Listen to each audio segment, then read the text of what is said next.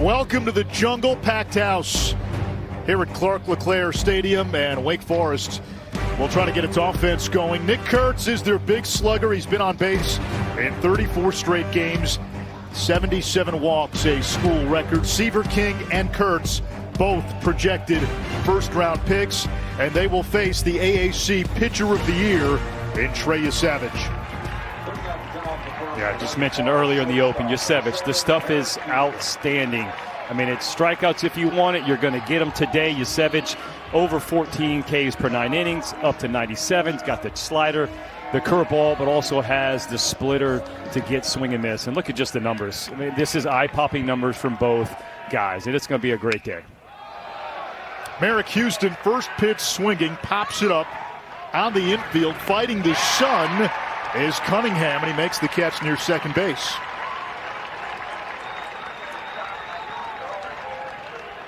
One pitch, one out. Tom Walter in his 15th season as Wake Forest's head coach. Last year in Omaha, he had a front row seat to the Rhett Lauder-Paul Skeens pitchers duel. Now he gets Yesavage and to Chase Burns this afternoon. Nick Kurtz bunting. That shows you the respect they have for Trey Yesavage's stuff. Well, it shows you also, too, like both teams know how important one run is, 2 runs are. And if you're going to pull on a massive shift to the big lefty Kurtz, I mean, why not just drop it down, get you an easy base hit. Yesavage thought he had strike 2, missed inside. Nicholas Mull is the home plate umpire. Kurtz, 22 home runs, 55 RBI. Swings over the top of that splitter, 1 and 2. And they call him Nicky Nukes. He had a stretch earlier this season where he hit 14 home runs over 10 games, including 6 home runs in a 7 at-bat span. Splitter got him. Wilcoxon makes the putout 2-3. First strikeout for Yesavage, 2 outs, and this crowd starting to get into it. Man, the pitch that would have been a strike, the fastball, really set the next 2 splitters up because they look like that fastball. And, boy, at the last second, that ball just falls off the table. I mean, again, and this is like his 3rd best pitch, so it shows you how good of a stuff he has if that is truly your 3rd best pitch.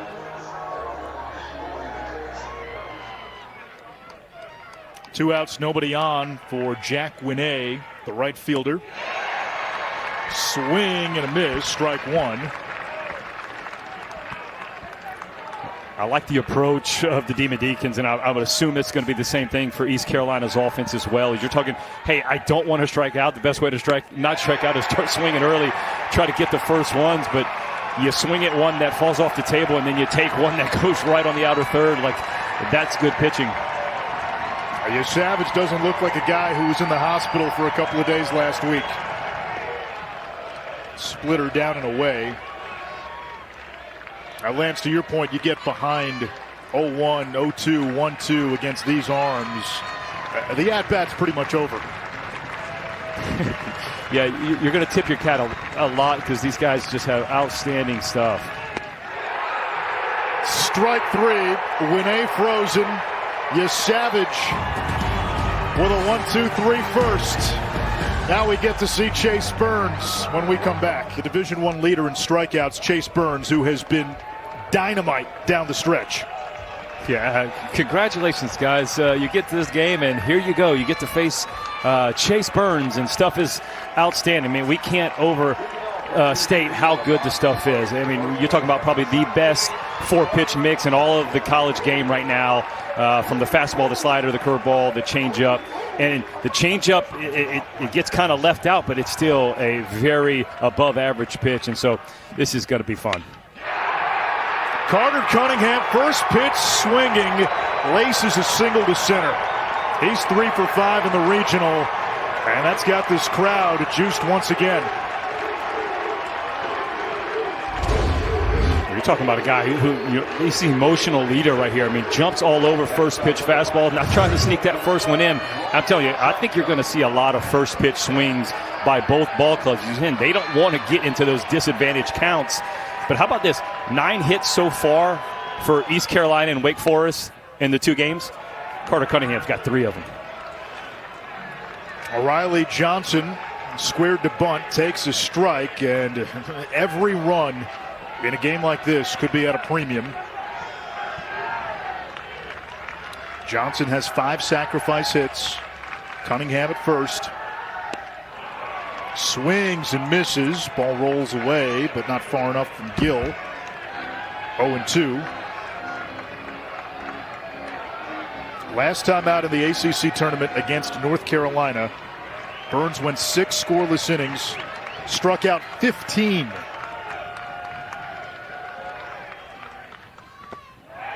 And he gets his first strikeout as Johnson goes down swinging, and Lance, over his last 100 recorded outs, 72 have been by punch-out. 72% of the out. Wow. And that's just the slider. Like, when he was squaring around the bunt, you want to talk about an uncomfortable position to be in, because you're like, I'm trying to catch this ball. It's just so hard with the bat, but shows he can back up that unhittable slider. Here is McChrystal. 5 lefties in a row against Burns. Swing and a miss. Runner goes. Ball's in the dirt.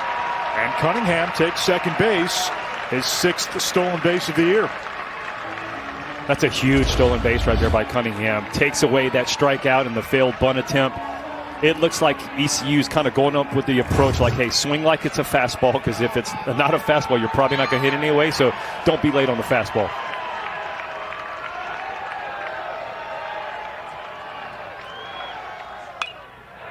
Oh, 1 late on the fastball, 98. And McChrystal in the hole.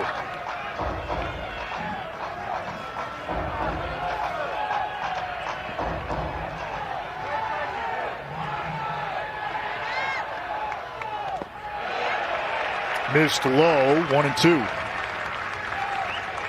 I mean, from our angle, like, it's hard to even see the break. It just looks like the ball comes out of his hand, and then about halfway it just starts going straight down.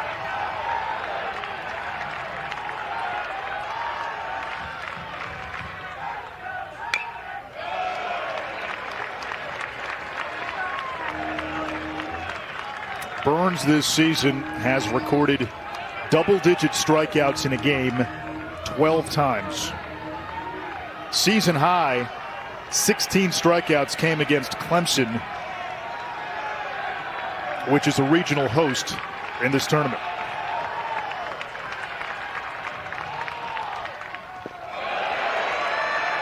Nice job by McChrystal laying off 2-2.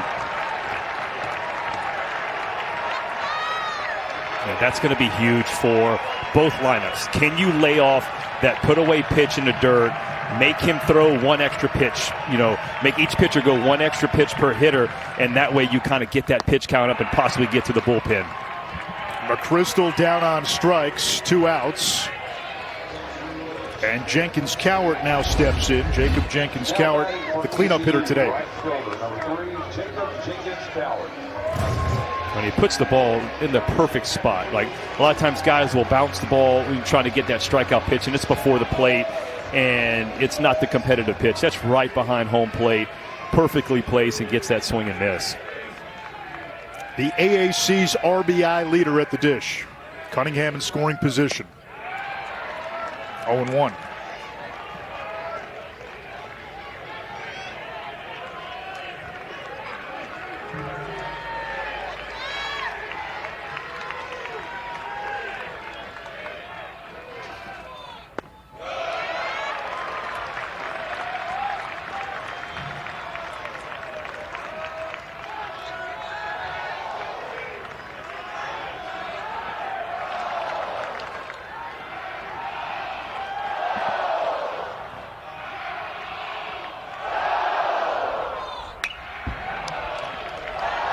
.99 on the gun.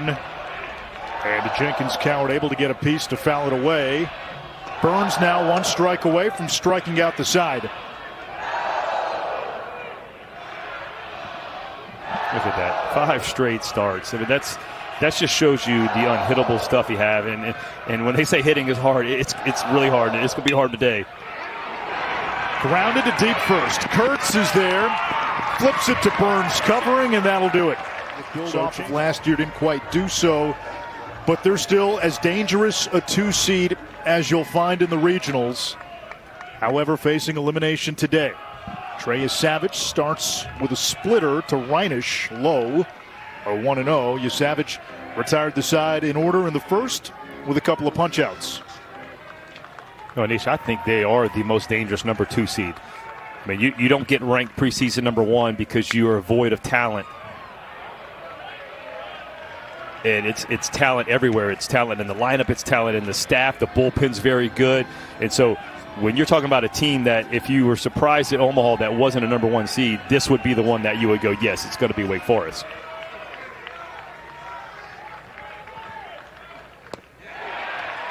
Yasavage ahead, 1-2.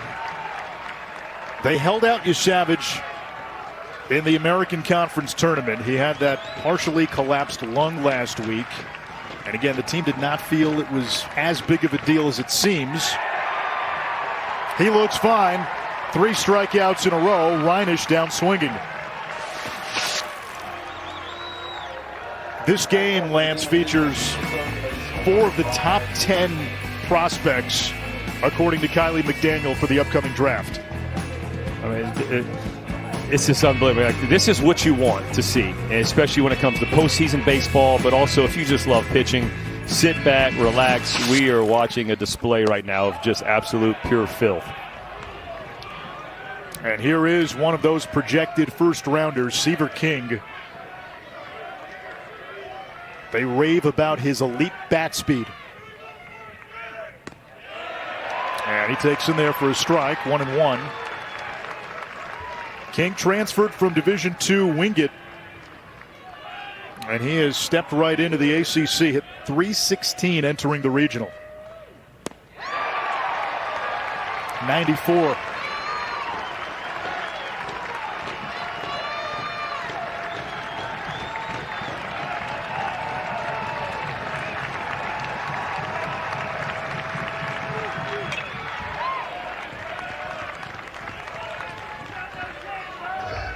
I love the story, though, Anish. You know, Division II just shows you, like, hey, if you want to keep playing baseball and your goal is just to continue your career, you can find a place to play. Don't worry about the level. Go play the game. Get experience. Get at bat. Somebody's going to find you. If it's meant to be to go somewhere else, you have a shot. He went the D2 route because out of high school he was a bit undersized. And then this past summer had a terrific summer with Collegiate Team USA. And then went on to hit .424 in the Cape Cod League. Not bad.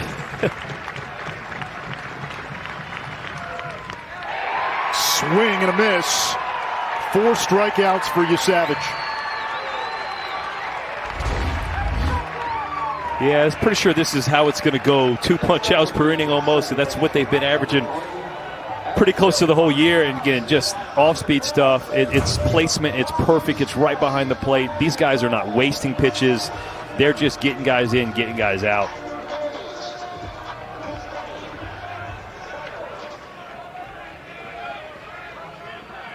Adam Tellier now the hitter, the second baseman. Swings over the top of the splitter. Tellier, one of 6 players in the ACC this season with at least 10 home runs and 10 stolen bases. Began his career at Ball State.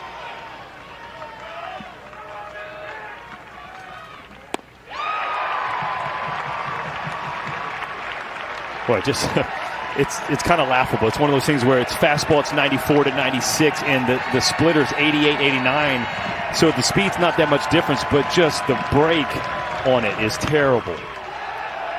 Tellier puts this one into foul territory. Dixon Williams squeezes it for the final out. You're as a program, except get to Omaha. And this was a team, Lance, for the first few months of the season, they looked like a bona fide top 8 seed. What hurt them down the stretch, injuries to their pitching staff.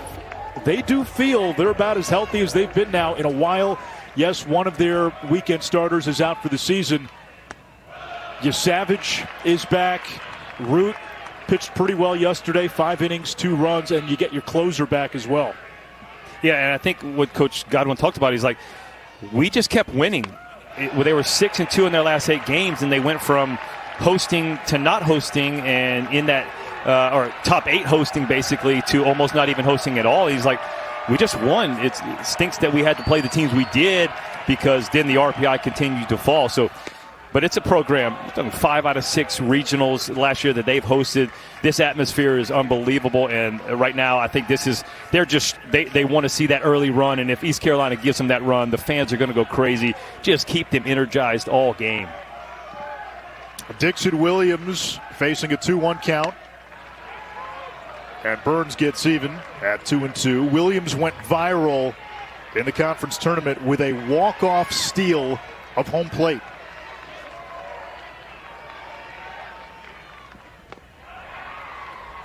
Down on strikes.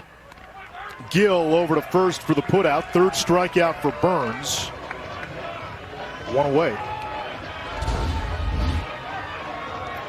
Rinse, repeat, slider, down, perfect spot, swing and miss. I mean, this is, again, a clinic you're watching from both of these guys. It's just going to matter now is who leaves the one ball over the middle and it gets swung at and gets hit. That's basically what we're looking at right here. Up and in to Jacob Starling, the second baseman, 0 for 4 yesterday.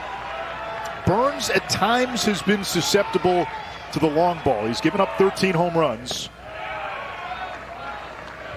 And part of that, Lance, is he supplies a lot of the exit velo. You're right.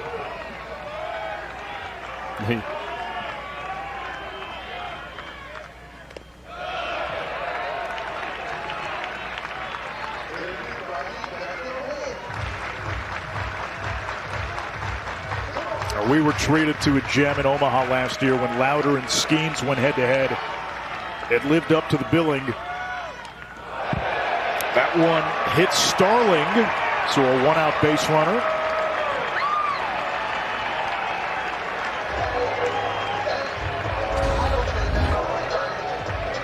Well, fastball runs in on him, and this is where also too, like who leaves the ball in the middle, but who also causes a little traffic and not allowing the team to earn it. Because I don't think these teams are going to put together, 2, 3, 4 hits in an inning. It's going to come down to walks, errors, and balls like that just kind of sail on the pitcher and put a hit batter on. Throw over, and diving back is Starling. And that leads you to believe that when you do get a base runner on, both teams will be aggressive.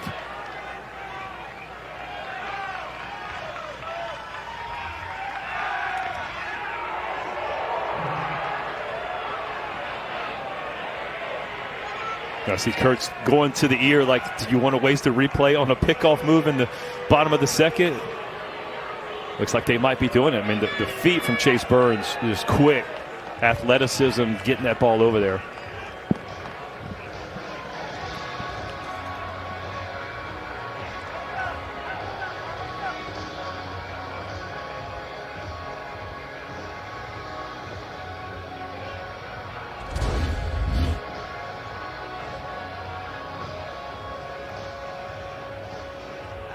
Boy, that's quick.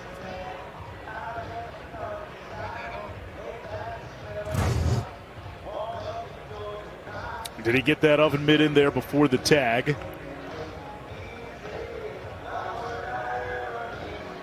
One of the subplots that we'll be following today, Chase Burns, who was fiery and theatrical on the mound against this raucous ECU crowd. Yeah, it's almost like that's the crowd he wants to pitch in front. He wants that crowd to get, hyped up, amped, because he'll do the same thing and he'll feed off of that.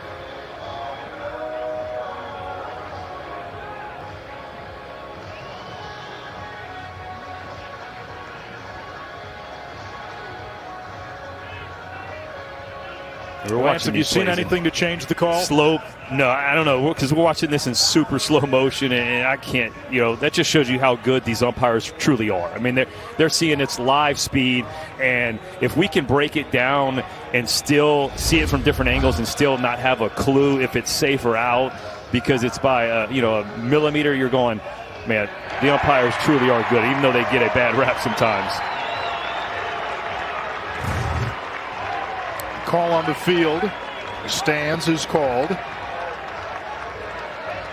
Starling at first. He has stolen 6 out of 7. And lefty swinging catcher Justin Wilcoxon digs in. First team all-conference this year.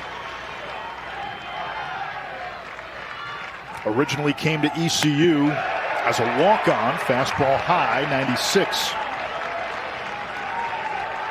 You know, Nish, I don't know if that would have been one I would have challenged just so early in the game, because now you're only stuck with one of them. And, you know, later in the game, obviously, I think the umpires, they can take that challenge upon themselves. But still, when you're down only one, and if there's no outs, maybe, but with one out, you're going, hey, I'm trusting my guy to go out there and get these next 2.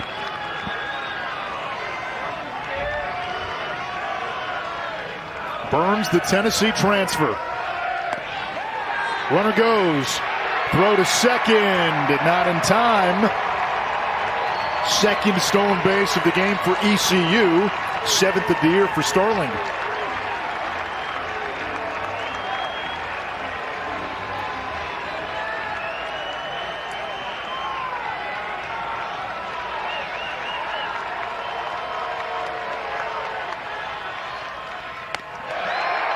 Three balls and no strikes. It's crazy how such the small little things in the game can all of a sudden turn some momentum, right? Almost getting picked off to the call standing. Chase Burns a little frustrated. Maybe he thought he was picked off, and now it's 3-0 after a stolen base. Off the plate away. So a rally cooking for ECU. First and second, 1 out. The number 8 hitter, Luke Nowak, is the batter. And now a little conference at the mound as this crowd revs it up a little higher.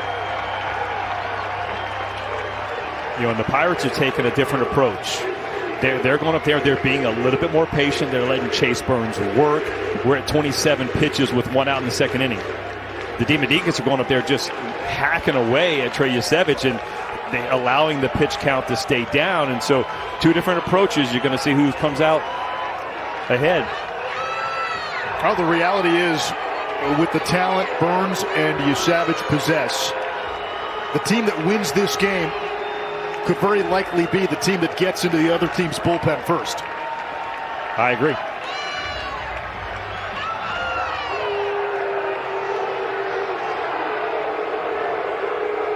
What do you think this is about, Lance? Is part of it, hey, stop worrying so much about the base runners, worry more about the batter?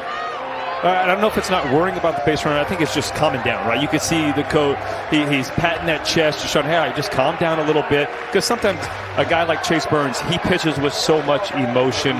You can get amped up, and then once you get amped up, the energy and then the mechanics start to fall behind. You leave the arm behind, what you call rushing, and so not breaking your hand over the rubber. And so the coach just kind of comes out there, calms him down.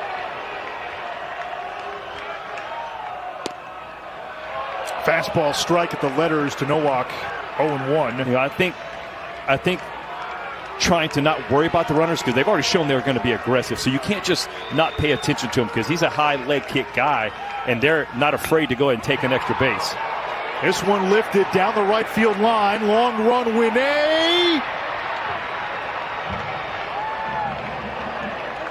And it's a foul ball, a long strike, 0-2.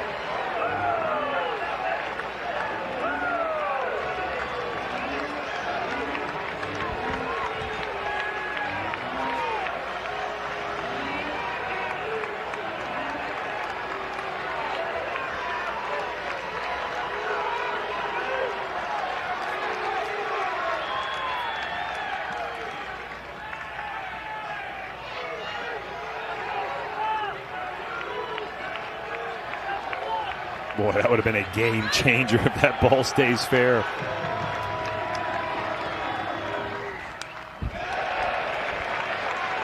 .100 miles per hour. Nowak gets a piece.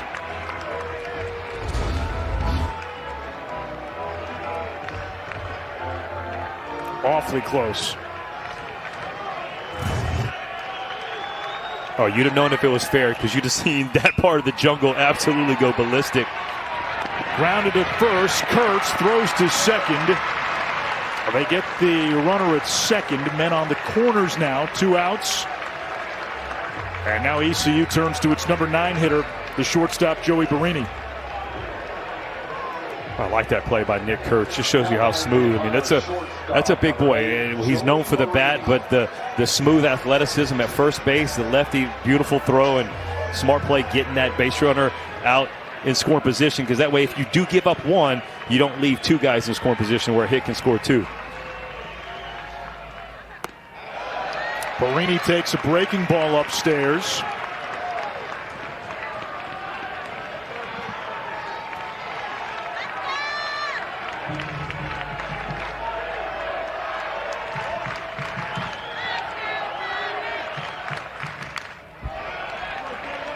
One and one.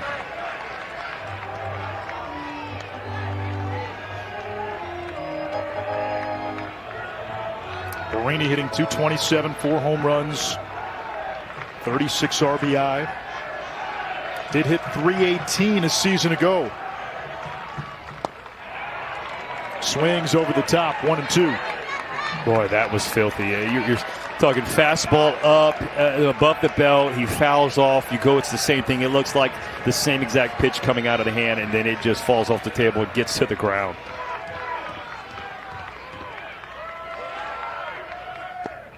Swing and a miss. Burns gets his 4th strikeout, and he extinguishes the fire in the second. And you had a guy go up there, swing first pitch, puts this guy, your next at bat, having to take a couple pitches, and then puts him in a hole already. Javar Williams got into the game as a pinch hitter yesterday, struck out in his only at bat.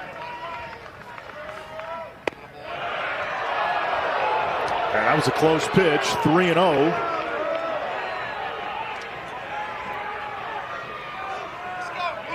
In Wake's loss to VCU yesterday, they struck out 13 times, only had 3 hits and 2 walks. And Williams taking all the way, 3-1.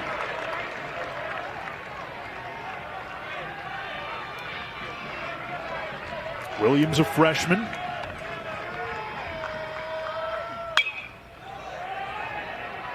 Lifts this down the left field line. 2 outs.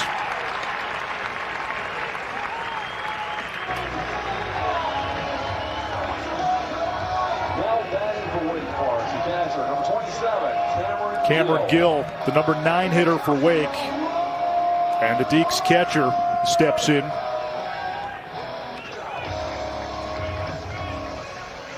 A transfer from Wofford.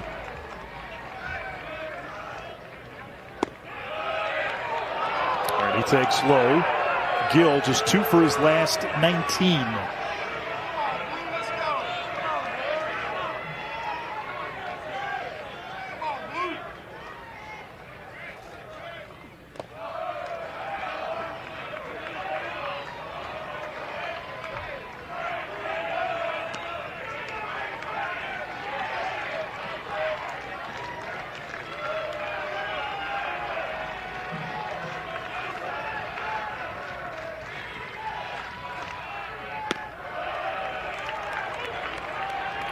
Second straight hitter, he's fallen behind to 3-0.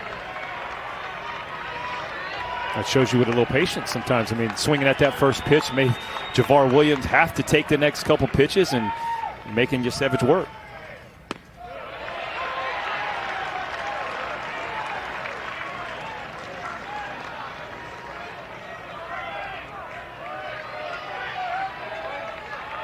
Gill 0 for 2 with a walk yesterday. And takes outside. Ball 4. First base runner for Wake Forest. Borderline pitch. And it turns the lineup over for Merrick Houston. I think he's got a little beef right there. I mean, that just basically centers up the catcher unless he's sitting on the black to off, which you wouldn't think he would be on 3-1. So, but heck, when Wilcoxon and Yasevich don't make a stink about it, I guess they really thought he was off.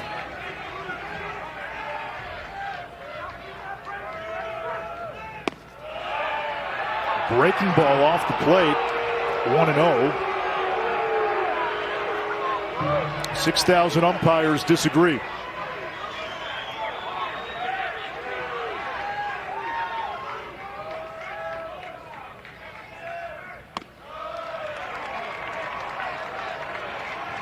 Lance, can that get to you as a pitcher? You miss a couple of borderline calls, and you're thinking, what do I have to do to get a strike here? Yeah, I mean, it just makes you think, I missed toward the middle, but that's something where one swing of the bat, we talked about it early on, who's going to miss in the middle, who's going to get that big hit. Obviously, that's the pitch you want. When it's going right, you think, hey, I'm going to miss. You're going maybe black to off. But when it's not going right, you got to go outer third, inner third, and kind of cut the plate in half.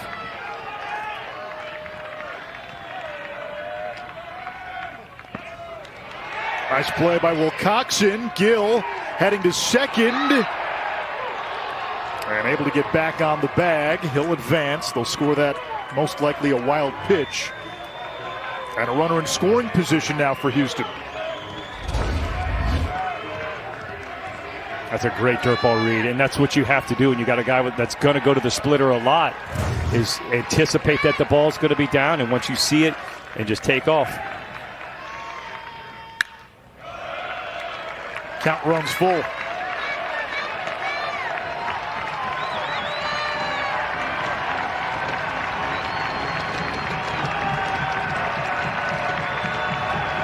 Wake's offense looking to wake up. Houston fights it off. Houston came into the regional with the top batting average amongst the Wake regulars. Entered Greenville having hit .368 in his last 15 games.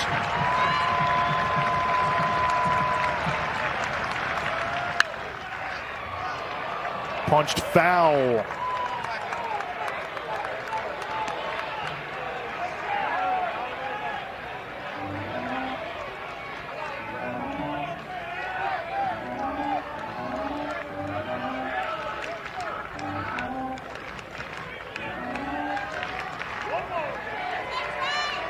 Savage has struck out 4.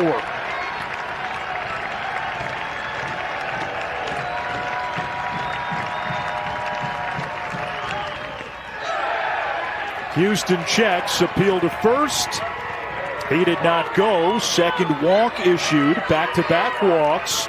And this is a big spot for Wake Forest with Kurtz coming up. Yeah, it really is. It's going to be who can lay off those pitches, and that's a perfect take. You're thinking yes, yes, yes, sees the ball down, anticipates it down, back-to-back walk. You don't see Yasevich walk many guys. Both these guys don't walk guys. 5-1 strikeout to walk ratio coming in. Chase Burns 7-1, so I know it's a lot of strikeouts, but only 20-something walks in 80-something plus innings. And one area where Yasevich really improved this year, he has cut down on giving up the long ball. Gave up 11 home runs last year in less than 71 innings. Only 4 home runs this year in 86 innings entering play. And now facing one of the top home run threats in the ACC, Nick Kurtz. Team high 22 dingers. He's got light tower power. 2 on, 2 outs. Big hack. Nothing there.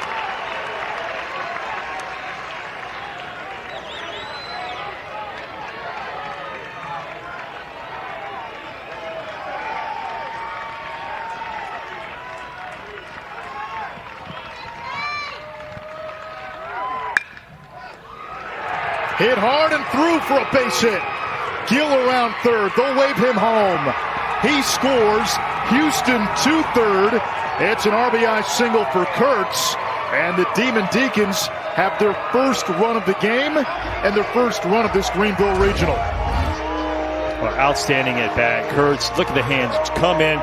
Yasevich tries to sneak the cheese in. He had been going fastball away, the splitter, everything, but he goes fastball in right there. Kurtz is right on it and makes him pay with an RBI.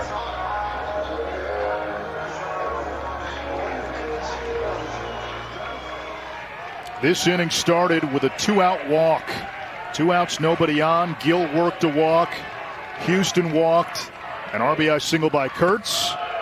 And now Winne Lays off the splitter, 1-0.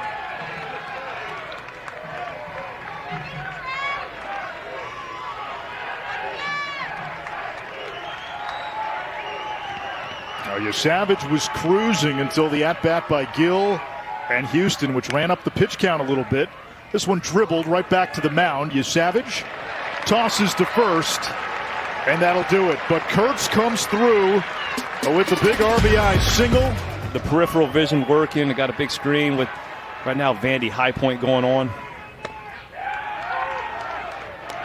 Second time through now for this ECU lineup against Burns. Cunningham, Johnson, and McChrystal. Cunningham singled and stole a bag in the first. He chops this one foul. He has 3 of the 6 hits for ECU in this regional.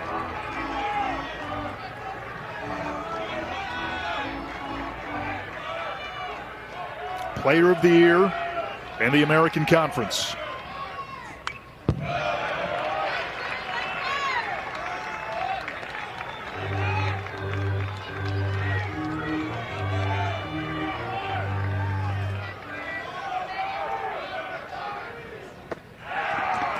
Strikeout number 5 for Burns.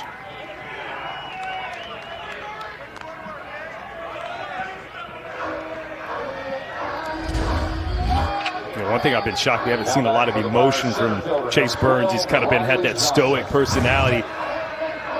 But I think now with the 1-0 lead, now he's going to start to feel it a little bit. You saw a little emotion come out after that punch out to Cunningham.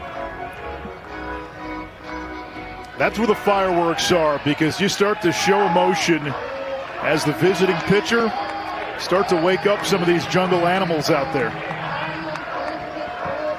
But that's always been my thing. I don't like when guys go out there and do that, because then, like you say, you excite the other team, the other fan base. But like when you have your tool belt like Chase Burns, it doesn't matter, right? You can cite whoever you want. I mean, we saw him that last inning after the first third. He goes out there and walks off like, you guys were worried? I mean, I had this the whole time. Johnson lifts this one into left field. Williams is there. Quickly 2 outs. Now batting for ECU, designated hitter number 9. McChrystal comes to the plate.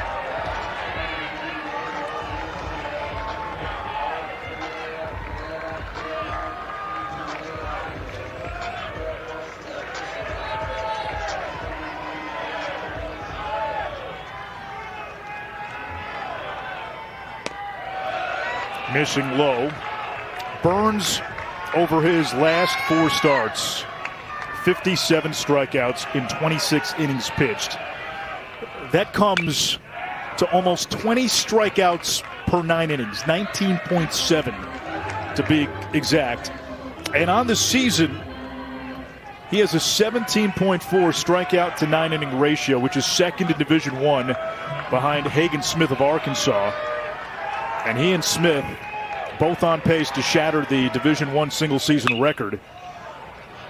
This one chopped weakly up the middle. Houston behind the bag at short. And a 1-2-3 third inning for Chase Burns. 3 in the books. Wake with a 1-0 lead. Wake with a 1-0 lead. We go to the 4th. Reinish will lead it off for the Demon Deacons. The cleanup hitter, Trey Savage, out there for ECU. Junior who grew up on a 100-acre farm outside of the Philadelphia area. And he's got that farm boy fastball. That time a breaking ball for strike 1.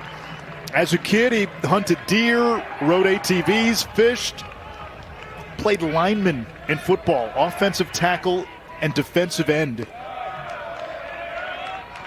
And it's an amazing story how he really came to baseball. He was at a baseball camp at the age of 14 when he hit 88 miles per hour on the radar gun at age 14.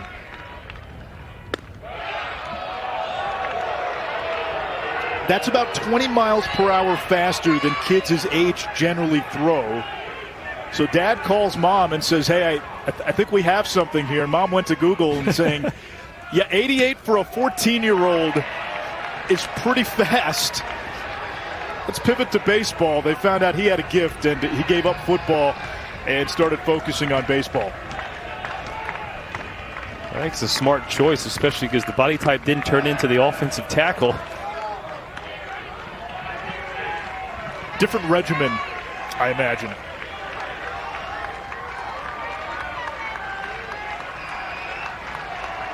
(3-2) to Reinisch.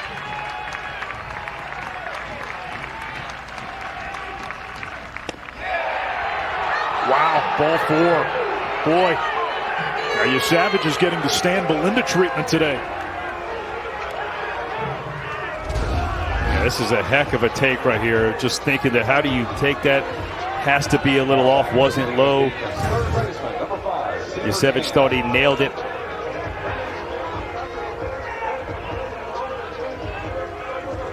Third walk issued by Savage. He has struck out 4. Now Seaver King.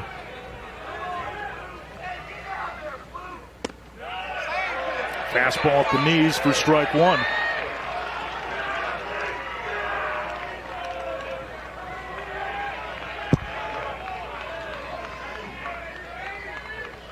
Anish, how about that run last inning? Was the first run Wake Forest has scored in postseason baseball. 29 innings. Now, granted, shutout. Yeah, shutout yesterday. They had the game you mentioned, the Louder and the Skeen shutout. So yeah, that's a tough game. But yeah, got shut out yesterday by ECU's lefty.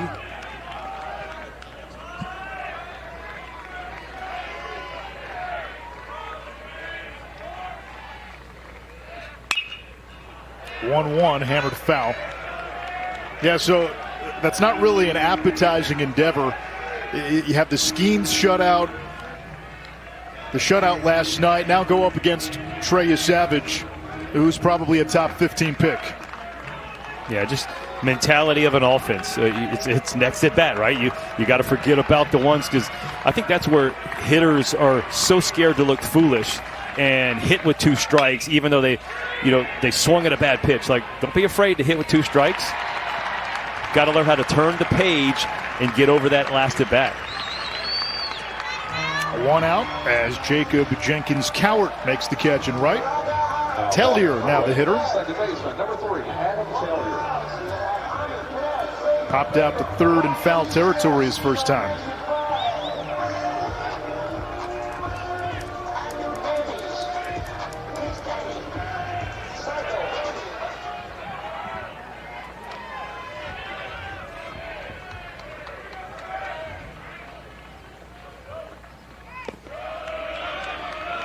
It's been a pitcher's regional so far.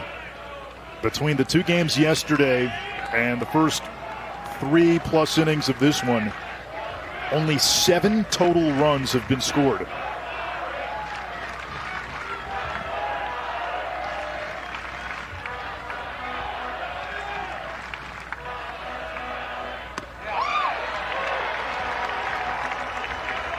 The big thing, Anish, I've noticed is what we talked about early on was how aggressive the Demon Deacons were early, swinging. I mean, every first pitch, now starting to take pitches, not just the first one, almost like take till they get a strike.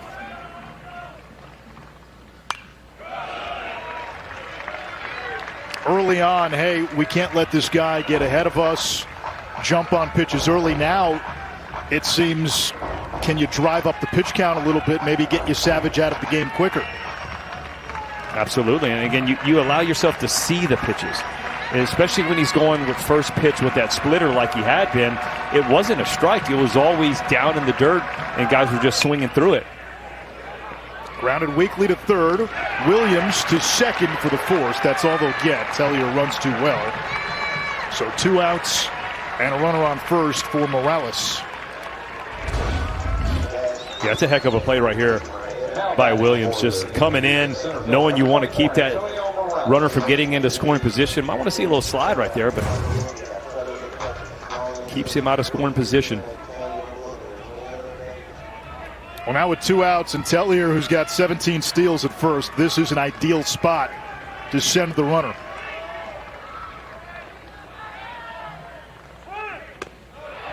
Off the plate away.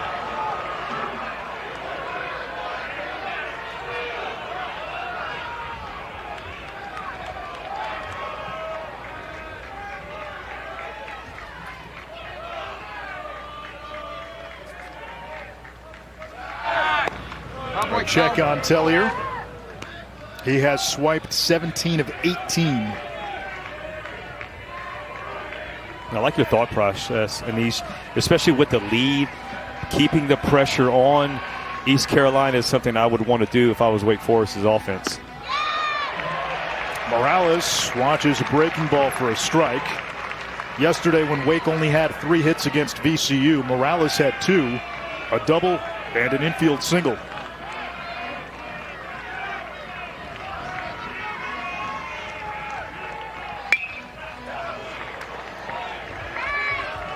Two strikes.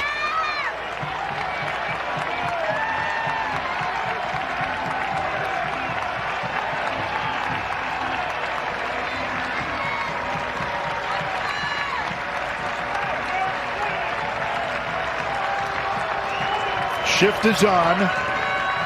Tellier leads off first. He stays put, and that one misses off the plate. There's those 6,000 umpires again, starting to let you know, starting to let you hear it back there. Most of the time, you're going to see guys, you're going to get that pitch. You got, aces on the mound. They dot up the catcher. 1-2, doesn't even have to move. Throw over.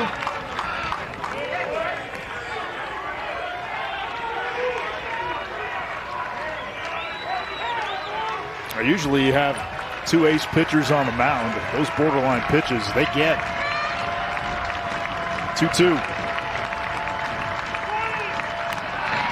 Another check, so ECU thinking right along with us.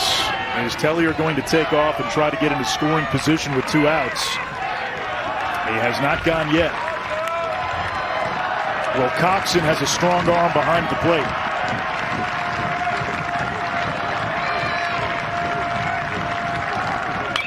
Runner stays. Morales fouls it off.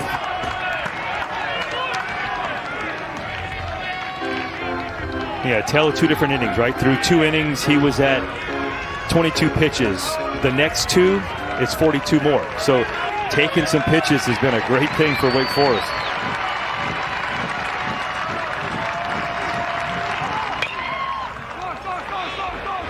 Into right field, shallow right. And it's the second baseman, Starling, who makes the catch. Savage induces soft contact. Still 1-0 Wake after 3.5. Game 3 of this Greenville Regional, and the story coming into this game was the pitching matchup. As good of a pitching matchup as we'll see in this tournament, most likely. Chase Burns and Trey Savage. So far, it's lived up to the billing. 1-0 Wake Forest on an RBI single by Kurtz. Hey, talked about how you're going to get a run across, and most likely it was going to come with you giving up as a pitcher, right? Whether it's going to be walks, hit batters, possibly defense making errors, because these 2 guys, it's hard to string together multiple hits, and we saw back-to-back 2-out walks, the dagger of those 2-out walks. This one is blooped into left field, and a base hit to start things off for Jacob Jenkins-Cowart. Leadoff man is aboard, and Cowart has stolen 6 out of 9. Well, it's getting to the point where how unhittable Chase Burns has been. You see guys ask for the ball. Can I keep that as a souvenir? This might be a bunting situation for Dixon Williams. 4 sacrifice hits.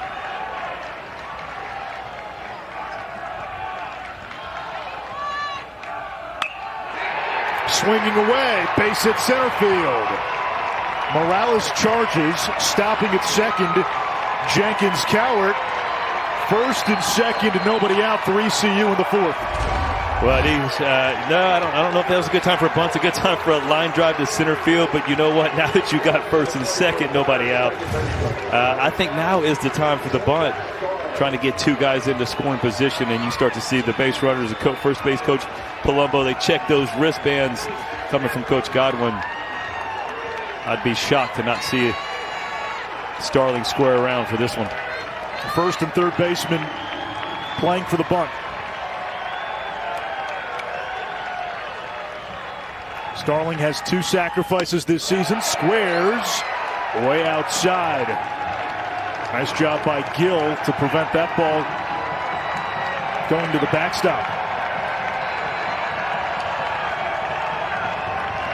Corners in, 2 on, nobody out.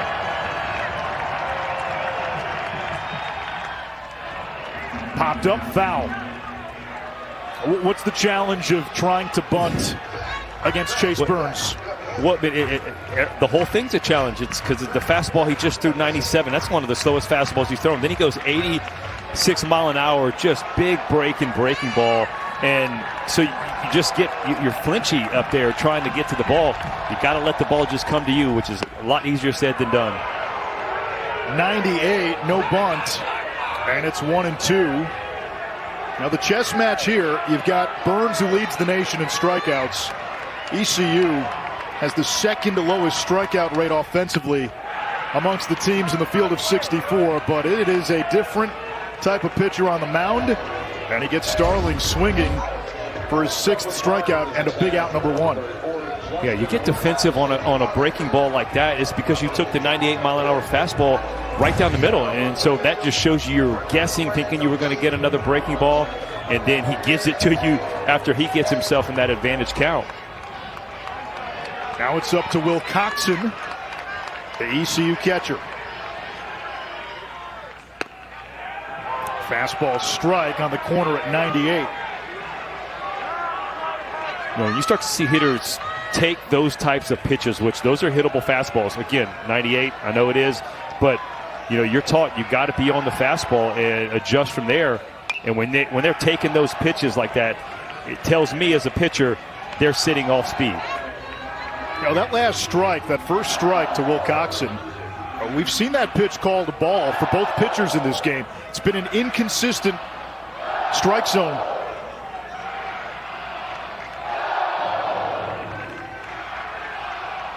The 0-2. Now a turn and a check at second. Jenkins Cowart dives back.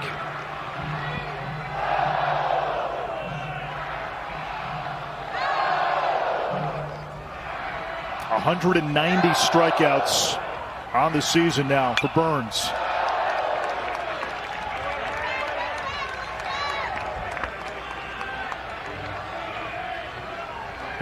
Anish, this is where 0-2, the failed bunt didn't get the guys over. Now you're anticipating the dirt ball because he's probably going to the breaking ball down again. That's where he's going, especially with 2 strikes to get the punch out. Can you get that dirt ball read? Maybe the ball doesn't go far enough away from Gill, but you get a good enough read to take that base. Struck him out swinging, his 7th strikeout, and ECU still without a hit in this regional with runners in scoring position.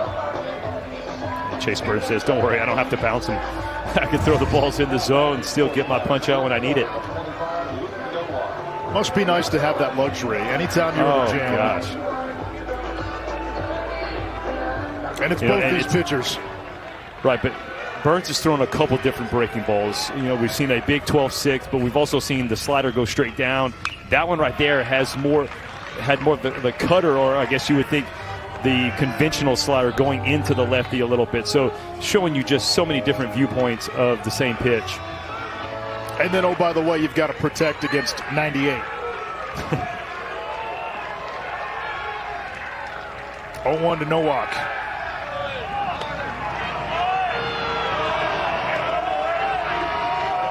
Not the smoothest pickoff to second, but you can't balk towards second base. Yeah, and the rules now, you have to throw the ball, so that's why you're seeing. Most of the time, a couple of years ago, you just lifted your legs, spun around, and been like, all right, no throw, don't worry about it. Check swing, did he go? No.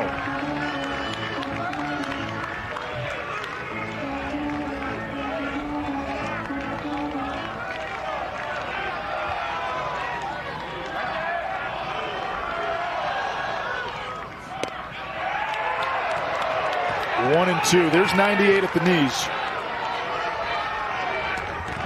Sooner or later, as an offense, you're going to have to start swinging at that fastball in the zone.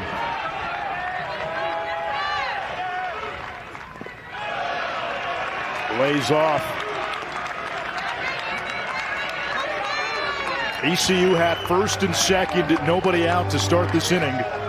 Starling struck out, Wilcoxon struck out, and now a 2-2 count to no walk.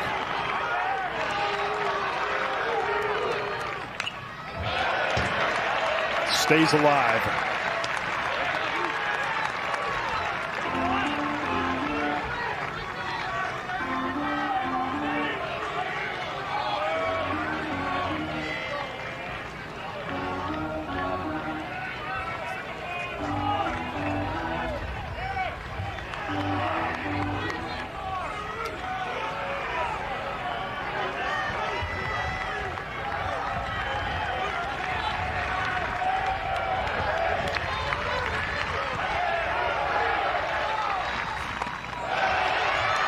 Three and two, and this releases the runners.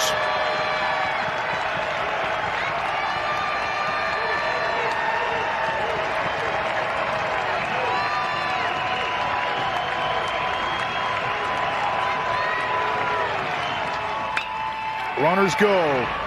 Grounded to second. Tellier to first. And Burns gets out of the jam. Sometimes of mice and men. When the brackets were announced, a lot of people jumped ahead. And they said, hey, you savage Burns in the 1-0 game. No, that's now an elimination game. A lot of folks jumped ahead.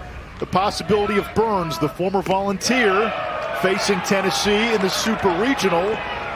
But if Wake Forest doesn't win today, they don't even make it to Sunday of the Regional.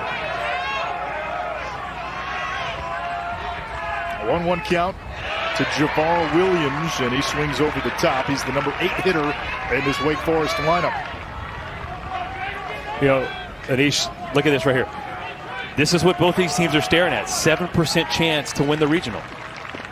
And that's how big opening day on Friday is, just to get into that 1-0 game. You can lose the 1-0 game. It's just about winning that first game. And so you're looking at both of these teams most likely aren't going to go. Now, to pass a little bit easier because this is the elimination game and you're knocking out the next highest seed. So got to be fun.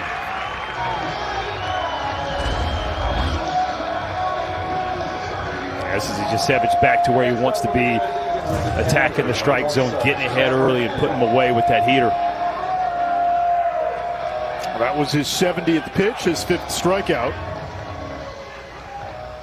Outside of Lloyd Christmas, there's not a ton of people who love a 7% chance. I like it. How many people are having to go and Google Lloyd Christmas? It depends on the age of our viewership. Lloyd Christmas and Mary Swanson, right?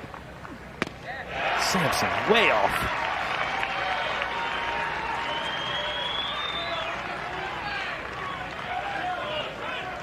Aspen, California. 0-2 from Savage.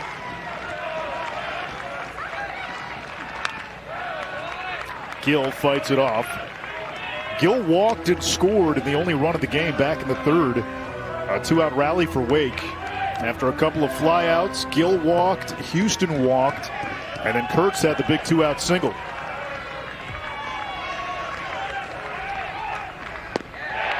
Swing and a miss.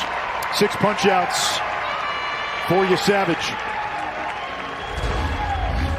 Well, you're seeing him in the strike zone more. And then once you get into the strike zone more, you get the hitters start having to get into the swing mode.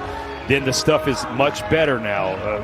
He had a little gap in those 2 innings, the 3rd and 4th inning, where the stuff wasn't quite as good. He wasn't in the strike zone as much. Now you're seeing a different man. And Savage now 1 strikeout away from setting the single-season school record. He just tied it with his 145th of the season. Houston 0 for 1. Breaking ball in there, count even.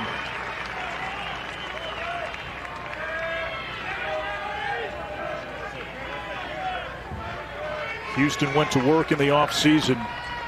Hit .215 as a freshman last year. Came into the regionals hitting better than .330.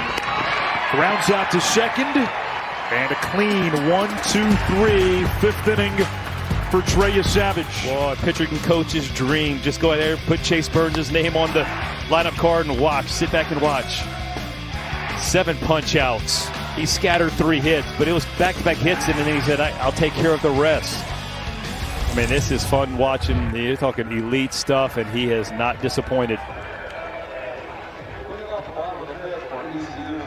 Chase Burns this season during the spring took a dance class, and that class met on Fridays. So for home games, you forget sometimes these kids are student athletes. He would dance and then pitch. And he misses high to Joey Barini. No swing, the number 9 hole hitter. Well, if you've watched Instagram and Twitter or X, you've seen some of his emotions on the mound. Maybe he's learning some of that in his dance class as he comes off the field. Although today he's been more restrained than usual given the magnitude of this game and certainly the pitching matchup.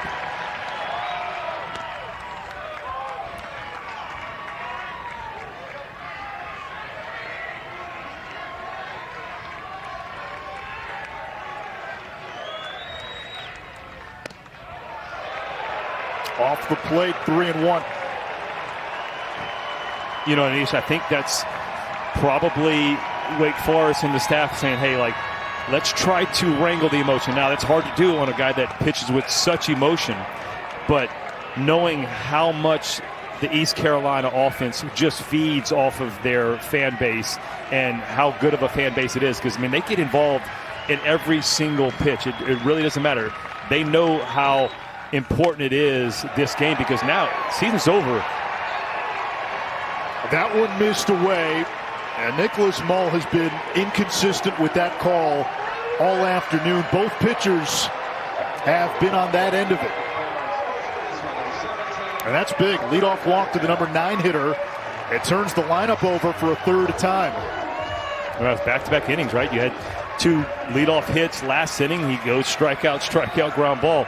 What can you do? Getting the leadoff hitter is so important, but can you get him into scoring position? Well, I love how fast Cameron Gill just bounces off that ball, blocking it up, not allowing the runner to move into scoring position.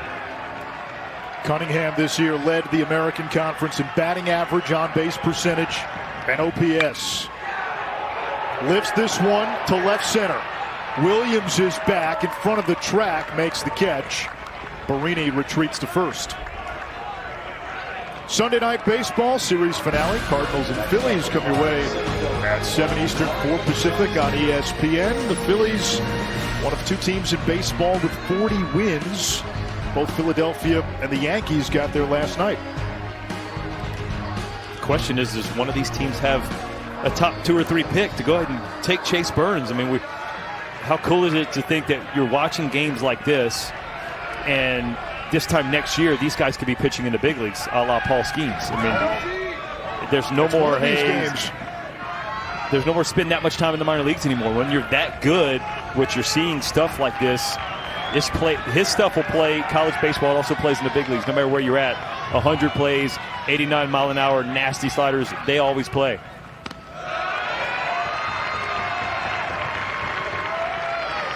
Riley Johnson's the hitter. It's one of these games you can maybe put in a time vault 10, 15 years from now if Burns and Savage have productive pro careers. That one goes off the glove of Gill, and moving to second and into scoring position is Barini.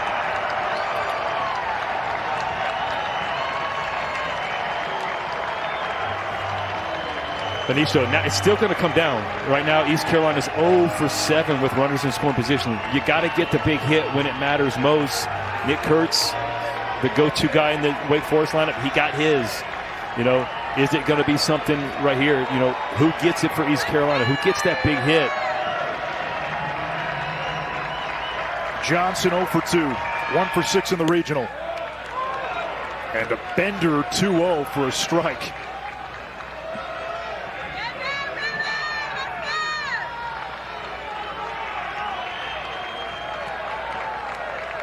What makes hitting hard is when pitchers like this throw 2-0 hooks.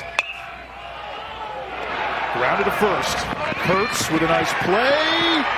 And And he beats Johnson to the bag. 2 outs. Moving to third is Barini. And McChrystal is the hitter.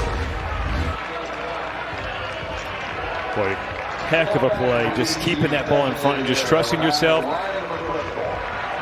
Scary situation right there for Johnson. He's got that shoulders pop out all the time. And so you know Coach Godwin sees him go sliding head first, thinking what could happen every time he hits the ground. He's playing through 2 torn labrums. Doesn't practice much. Doesn't even catch fly balls in practice. Big hack by McChrystal. A .333 hitter. He entered the season as the number 2 prospect in the American in this year's draft.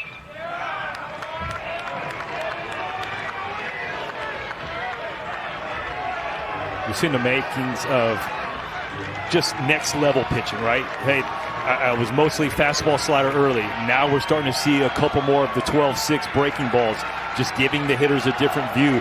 But oh, by the way, I still have the nasty slider that you struck out with earlier. 99, McChrystal fights it off.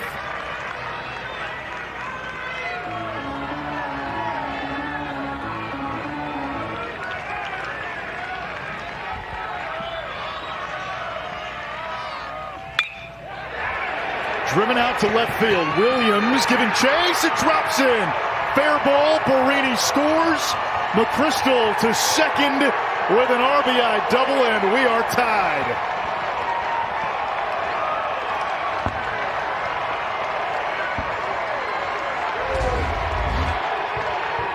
And it's not about how hard you hit it. Sometimes you just got to put the ball in play against a true ace, and right here, perfectly placed down the line.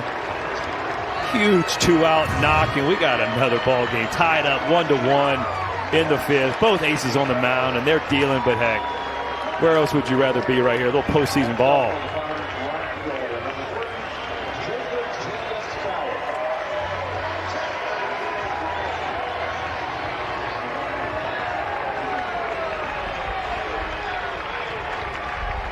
And now you have the RBI leader in the American Conference with a runner in scoring position. Breaking ball outside to Jacob Jenkins Cowart. Brand new game here in the bottom of the 5th. It started with a leadoff walk to the number 9 hitter.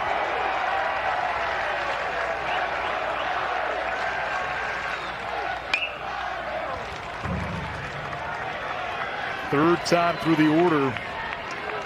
So now these pitchers these hitters have had a chance to get a taste of the full arsenal from Burns.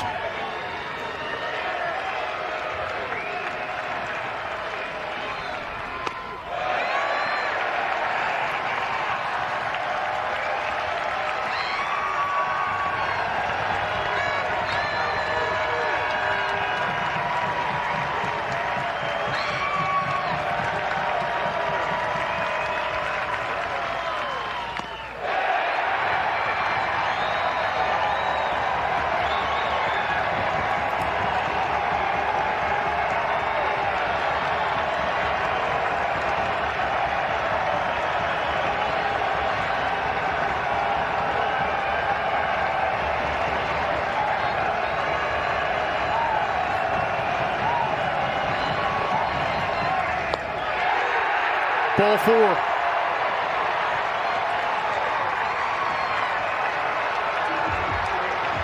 The pendulum is swung. First and second to 2 outs for Dixon Williams, who's 1 for 2 with a single.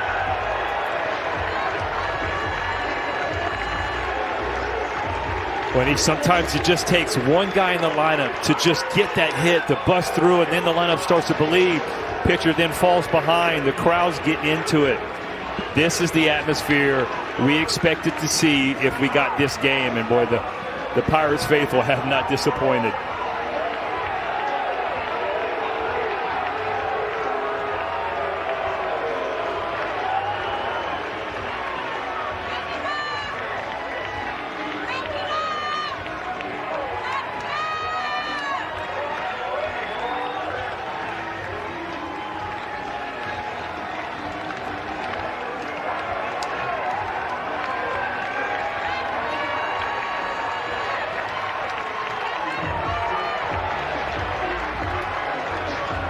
82 pitches for Burns, 21 in his 5th inning.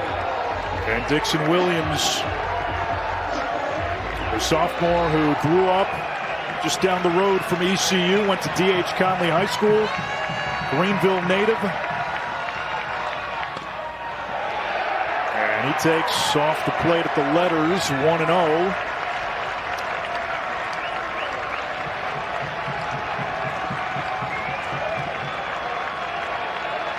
Crystal at second, Jenkins Coward at first. There's a strike. Boy, how could you not grow up around Greenville and play baseball and not just dream of wearing that purple and gold, come and play in the jungle? This atmosphere seemed to be always in the postseason mix.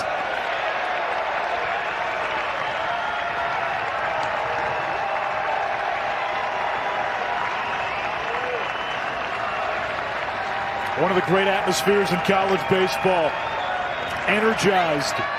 A chance to take the lead for ECU. Driven out to right field. This one is back. Gone!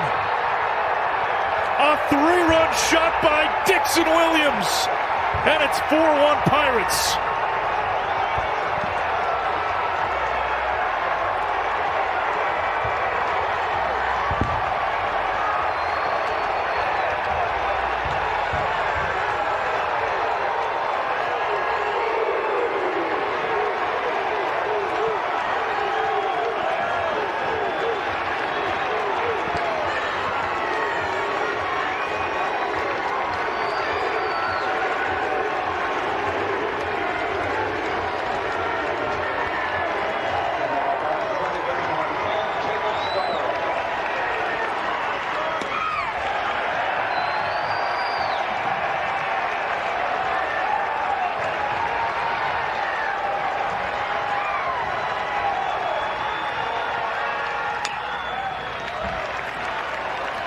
One to count to Starling. Wow. A walk, a 2-out double by McChrystal, a walk to Jenkins Coward, and Dixon Williams. A 3-run shot to right, 426 feet. It's now 4-1 ECU. Boy, the crowd has been involved. They've asked for it. Dixon Williams gives it to him. The slider, there's a difference in the slider this inning. We talked about he was going breaking ball, and it was like, all right, hey, he's taking his pitches to the next level, showing the Pirate hitters a different look, and then he's trying to go back to the slider because it's not as comfortable, and the slider is just not there. Starling drives one in a deep left center. Williams lays out and makes the catch. What a catch to end the inning, but boy, we had a 4 spot for the Pirates. East Carolina, Dixon Williams, slider in the zone, and he makes him pay. What an atmosphere. What a hit right there. 4-1 Pirates. We go to the top of the 6th, 4-1 ECU. Pirates head coach Cliff Godwin joins us. Describe that at bat from Dixon Williams we just saw. Really tough. I mean, even the at bats before, I mean, just grinding. I mean, this guy's the best pitcher that I've ever had to scout, and he's obviously very tough on a lot of people. And, you know, we needed to get a big swing, and Dixon gave it to us.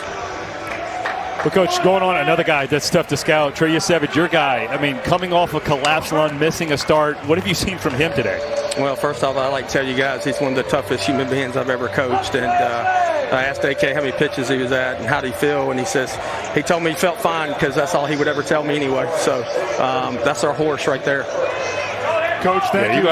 Thank you, guys. He's going to have a tough time taking him out of the game. I can promise you that. There's no just, hey, how do you feel? Because the answer is always going to be, it's my game. He's got to navigate the heart of this Wake Forest order, 2, 3, and 4. Kurtz, the best power hitter for the Demon Deacons.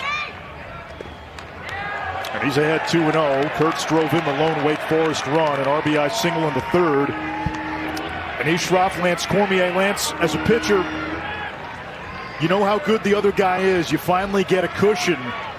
What does that do to a pitcher's psyche? Now, having a 3-run lead in a game where the margin for error is very thin. Well, it shouldn't change, right? Because it's the same thing. You're facing the lineup. You're not facing Chase Burns if you're pitching. You're facing the lineup at Wake Forest.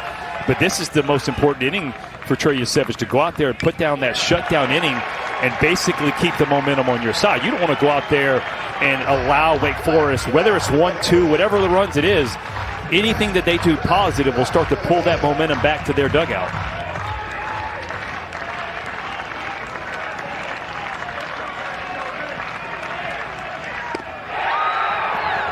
Off the plate. Now, Mull just doesn't want to give that call on the outside corner to either pitcher. And it's 3-2 to Kurtz, who has walked a school record 77 times this season. Outside, ball 4.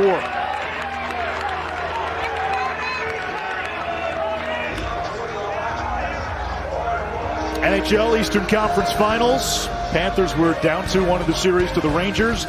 They have a 3-2 lead. Florida can get back to the Stanley Cup Finals with a win tonight, 8 Eastern on ABC and ESPN+.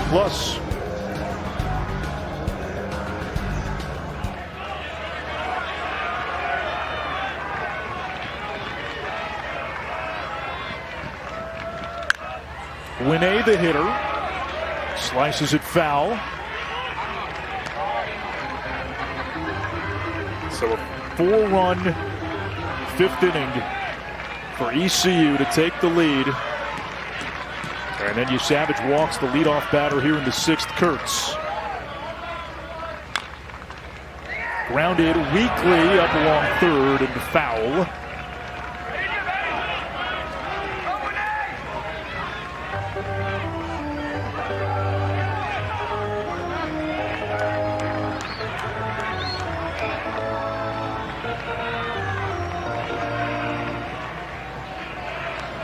.85 pitches for Yusevich, who last time out 2 weeks ago against Rice threw a season-high 119.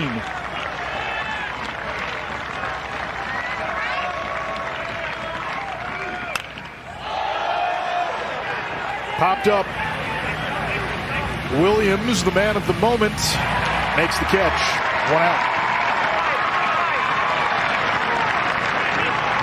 Yeah, the man of the moment, man. That heart rate, no clue, never experienced anything like that. I've got to assume that his heart is still racing from that swing. He's running on air.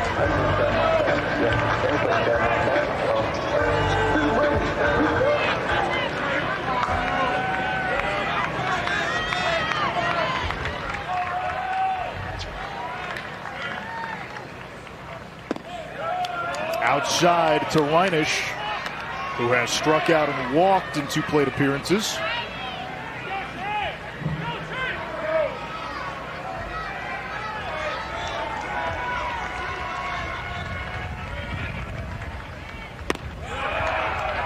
Inside, 2-0.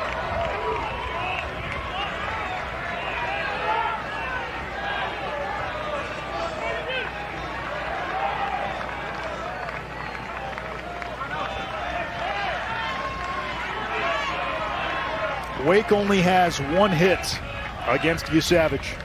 3-0.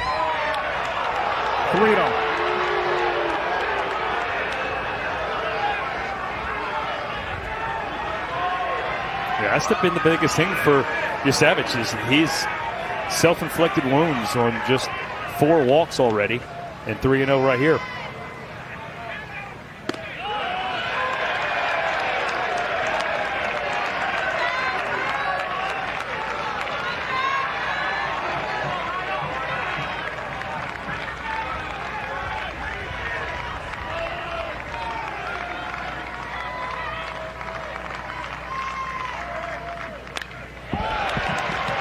Full count, 3 balls, 2 strikes.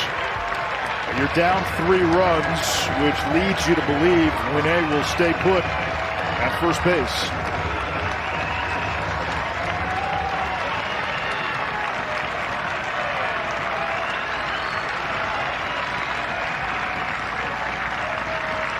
Kurtz, at first. That one fouled off, 3-2. Runner was not going.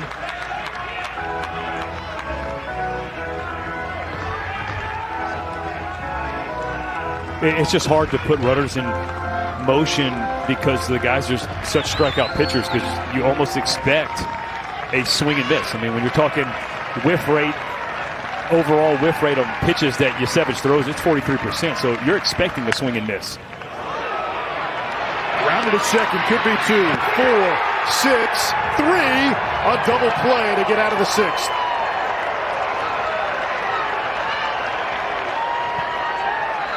They will review it.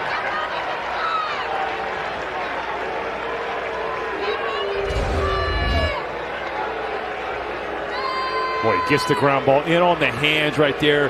What a turn by Taylor.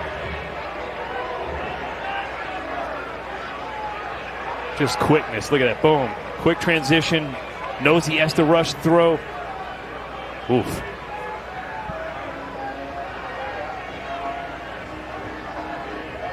Another bang play, Anish. And again, the call on the field was out. I just know Barini, when he got that ball, just how quick he got rid of it, because he saw the runner and he's like, uh-oh, it's time to throw it. Lance, I'm not sure I see enough to overturn that call. I see enough in these replays to know that I don't ever want to umpire.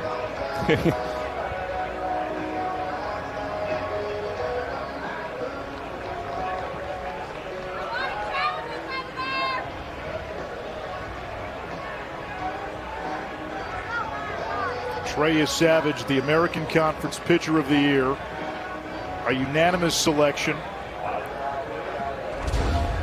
Semi-finalist for the Golden Spikes Award.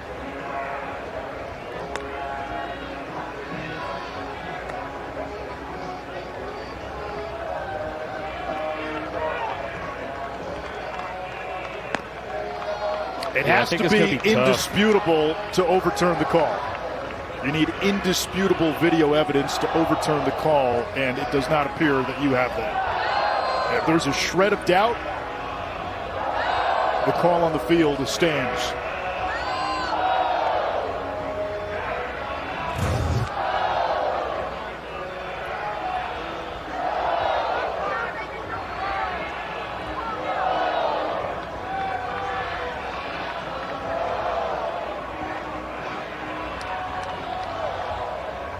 This is exactly what Yusevich needed, though. That ground ball double play to kind of save the pitch count. It's starting to creep up there.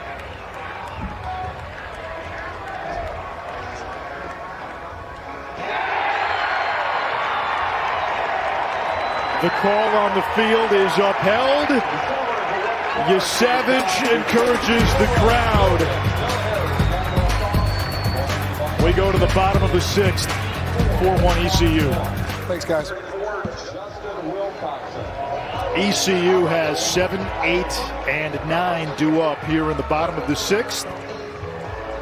The winner of this game will face the loser of VCU Evansville tomorrow, and the loser of this game goes home. Wilcoxon takes high.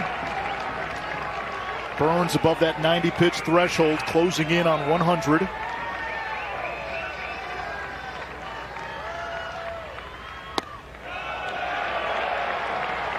Low, 2-0. Well, you can see right there just Merrick Houston's reaction at shortstop. He sees the pitch, takes his hats off, rubs his head. Like, if the shortstop is scratching his head, you got to think, how do the pitchers feel when they feel like they throw the strike? I love how Coach Walter said that. I mean, that's one of those where it's just about making the pitch. You know, when you get 2 outs and you get to 2 strikes, being able to make that pitch. And the only thing consistent from the home plate umpire today, he's been equally as inconsistent for both pitchers.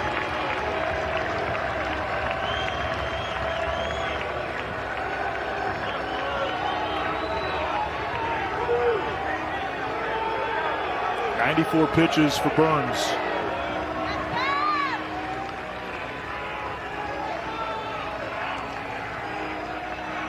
Joe Arriola was warming up in the Wake Forest bullpen.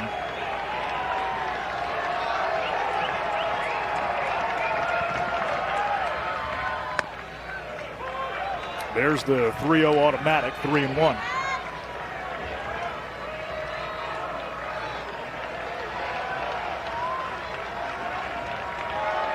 Coxon 0 for 1 with a walk. Outside, ball 4. That's another walk issued by Burns. And the leadoff man on for ECU.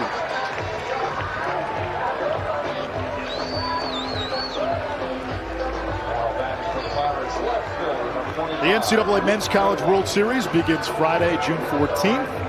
On ESPN once again. Every game can be seen on the ESPN networks. The finals begin Saturday, June 22nd from Omaha, Nebraska. For more info, go to NCAA.com, your home for all 90 NCAA championships. So Burns has walked 4. He's given up 5 hits. The big one, the home run to Dixon Williams. And he has struck out 7.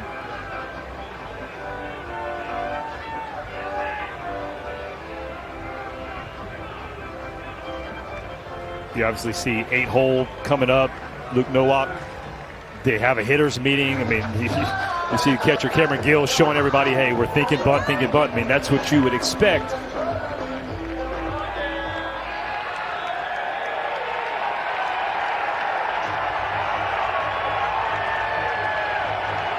And this might be it for Burns.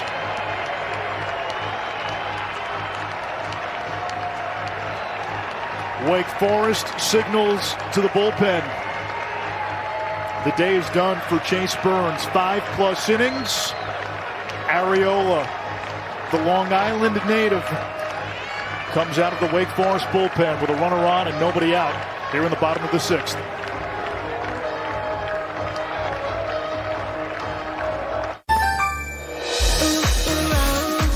Welcome to Nada Yada Island.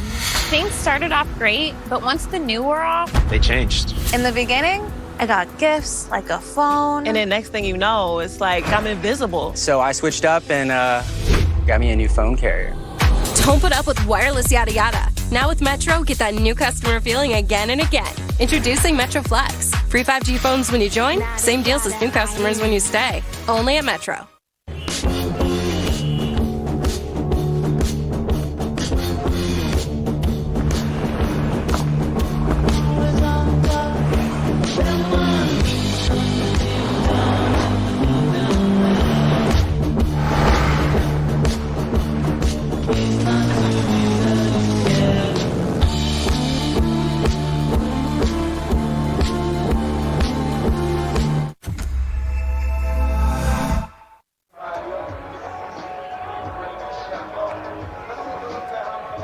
The lefty Joe Areola comes out of the Wake Forest bullpen. He has recently entered the bullpen circle of trust. 4 straight scoreless outings. Last time out against North Carolina, an inning and a third, no runs, 3 strikeouts. Yeah, you're talking trust-wise. It's a lot easier to trust that 93-96, 12-6 curveball, fastball ride, so it plays up. Look to be a guy that pitches up in the zone, but circle of trust right now. It's time to get some outs for that Wake Forest pitching staff.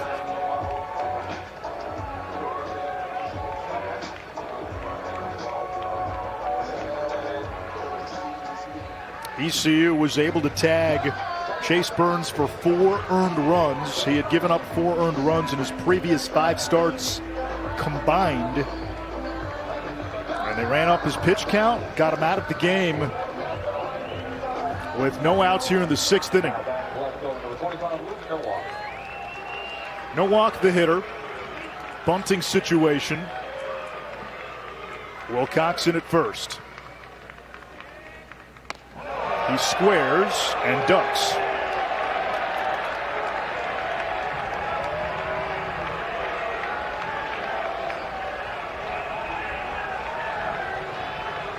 Burns responsible for Will Coxon at first.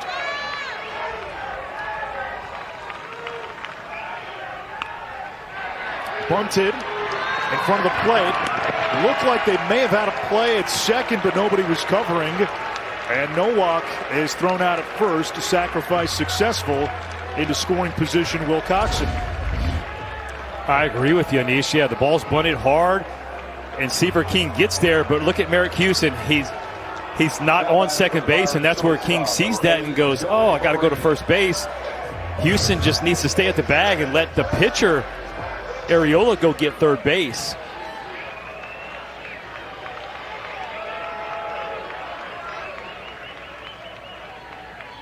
Barini now the hitter. Fouls it off. In that spot, Houston was not on the bag, and that's what Seaver King saw. Was he close enough where it's prudent to make that throw? I think that Seaver King sees that. He picks it up, and Merrick Houston is going toward third base. So the momentum is going that way. So if you throw it to him, you just don't know, is he going to pause? Is he going to stop? You know, what's going to happen? And if you do that, you risk the chance, throw it away, go ahead and get yourself an out. They're going to call a ball on that one. Just on that pickoff move. Once he steps off, it's not close enough to second base.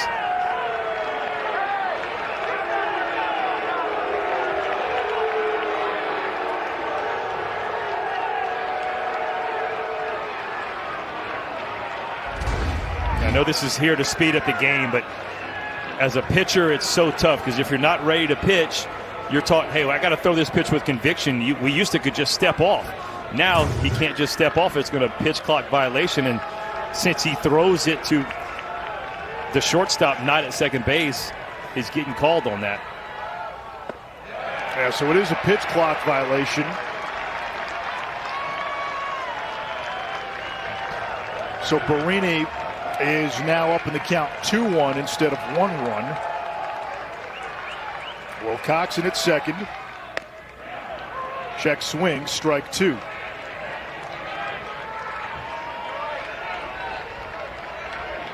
Barini had the big leadoff walk in the fifth.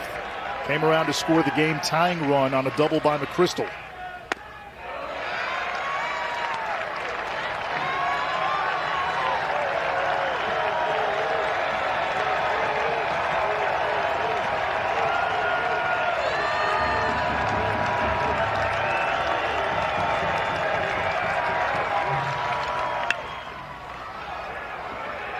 In the air, right field.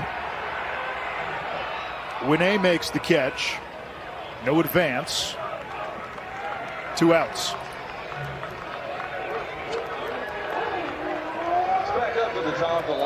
Top of the order now. And the AAC Player of the Year, Carter Cunningham, had a home run yesterday. 1 for 3 today. His head coach, Cliff Godwin, told us, I've never seen someone play as free as he does. He said he plays like he's playing wiffle ball in the backyard. And looks at strike one from Arriola.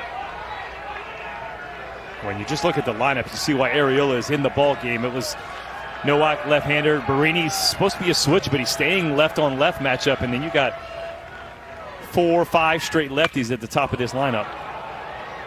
In left field, Williams has room, makes the catch. ECU is 36-1 this season when leading after 6. Well, as we enter the 7th inning here in Greenville, we got a 4-1 ball game. This is how we got it here. A lot of 2-out magic. Wake Forest early. Nick Kurtz, after back-to-back 2-out walks, he got Wake Forest on the board early. Then how about Dixon Williams, the 2-1 slider, hanging. Hang it, you bang it. Dixon Williams, 3-run jack, and he ignited this East Carolina crowd.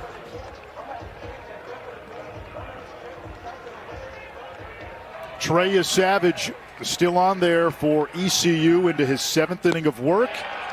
And Seaver King hacks and misses, and it's getting late early for Wake Forest. They were 3 for 31 in game 1, 1 for 18 today. King rips it foul behind 0-2.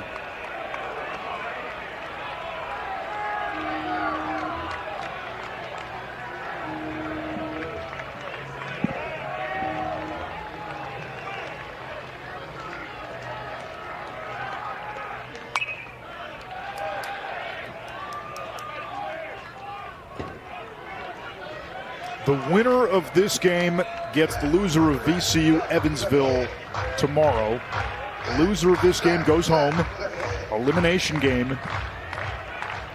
Yesterday, both VCU and Evansville won as lower seeds, sending the top 2 seeds into this elimination game. King rounds one a deep third, but fouled. ESPN is your home for the NCAA College Baseball Regionals. And for around-the-clock multi-game coverage, scan the QR code below. It gets you to Squeeze Play. Matt Schick, Chris Budden have been your hosts through the day. Got Mike Rooney and Chris Burke. Game site to game site, quad box. I think we've got it up to, 6 different feeds at once, right? Yeah, I've definitely seen 6 games, 6 boxes, 3 on the top, 3 on the bottom. Right now we're rocking 3, but it's good. It's fun to watch. I mean, you can't think of a better thing to watch if you're just a college baseball fan. Johnson catches the flare from King, 1 away. He's playing with a little flare too. How about the little giddy up hop as he catches that ball? It's amazing what playing with the league gets to you. But look at that. Showing you he's like, I used to be a hurdler.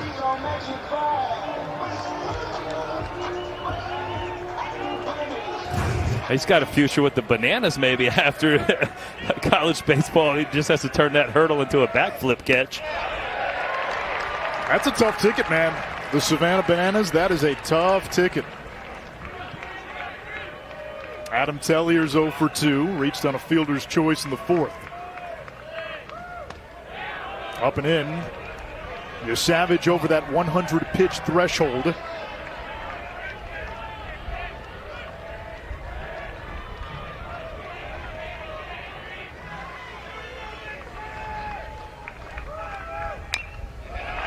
You think of what this pitching staff went through over the last month or so. Zach Root was out for a month. Savage, just a week ago, hospitalized with a partially collapsed lung. He missed the AAC tournament. Jake Hunter, who began the season in the weekend rotation, out for the season.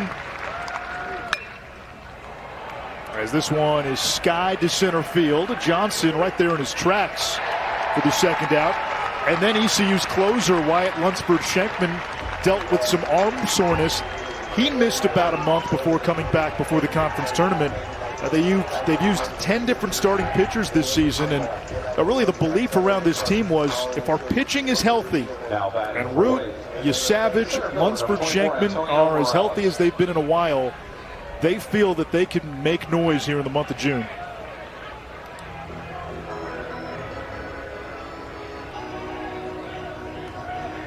He gets an early count swing out, and he stays under that 106. I think you still see him, and especially with the 3-run lead. I think guys are basically playing pitch for pitch with him in the bullpen, meaning he throws a pitch, you throw a pitch, and until somebody gets on, it's probably Trey's game. And look at, he is locked in. He hasn't stepped off the rubber. He's ready to go. Because of that partially collapsed lung, he came into today having not pitched in a game in a couple of weeks.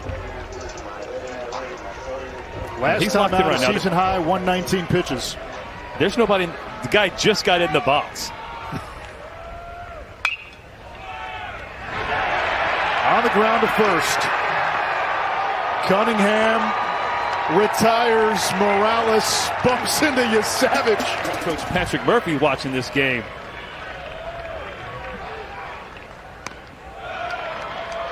First pitch is a ball for Riley Johnson, the ECU center fielder, 0 for 3 today. His head coach calls him the MVP of the team, the way he's been battling and playing through injuries. And Ariola falls behind to 2-0.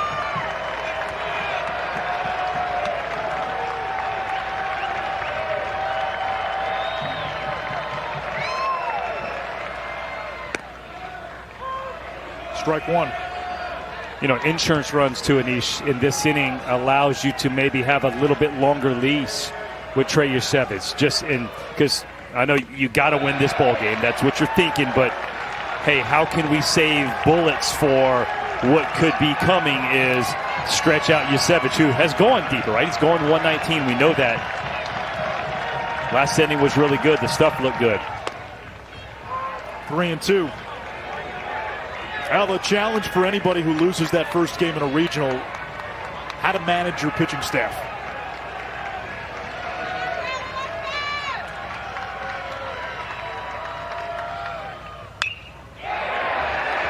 Opposite field, base hit.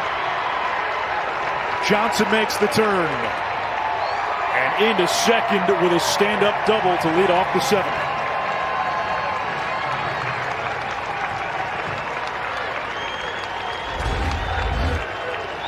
Innings, between innings. Check what happened. Look, Coach Godwin walked right up to Trey Yusevich, like the talk's like, hey, tell me the truth. You got to let me know you good. Everything was, heck yes, the nod, got you. Give me the ball. You're not taking it. I don't care. Locked in, you know, like he was on the mound before that. You're not coming get the ball from me. Don't worry about it. Intent, calm, purposeful. And as Cliff Godwin told us when we spoke to him in game, whether he's fine or even if he's not fine, he usually will tell you, I'm fine.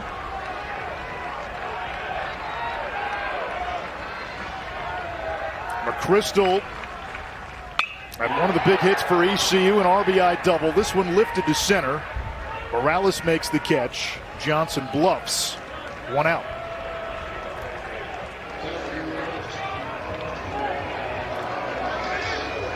I mean, in his interview, though, that's what Coach Godwin was talking about, just how tough. He said the toughest guy he's been around. I mean, it's not just country boy tough. It's like it's physically, it's mentally, just having to go through what he's going through with the lung situation last start, missing that, but coming out here and like it never even happened.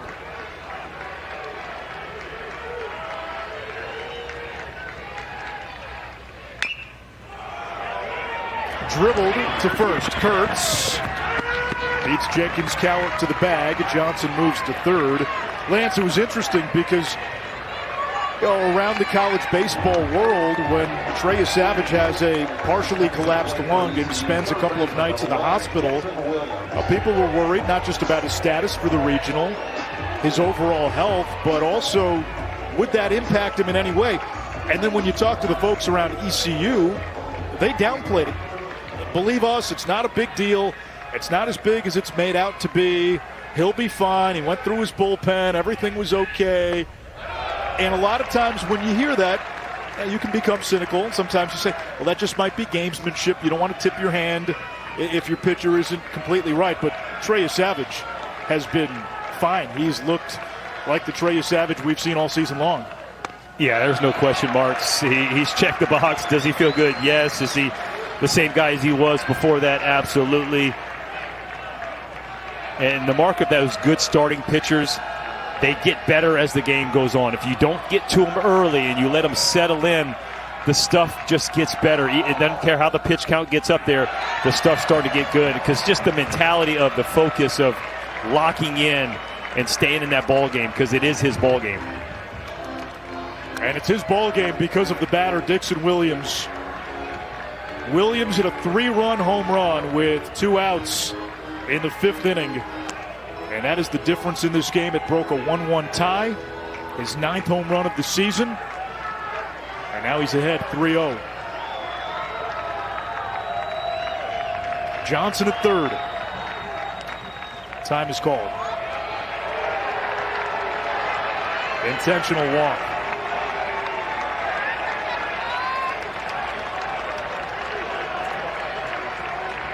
So they'll take their chances with the righty swinging Starling instead. Now back for ECU, second baseman, number 10, Jacob Starling. Williams had that walk-off steal of home in the conference tournament.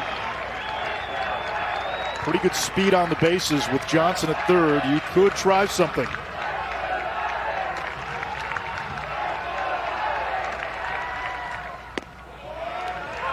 Strike one to Starling.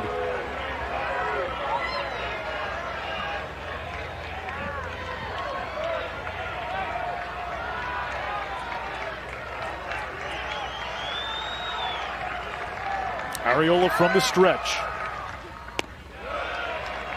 Low.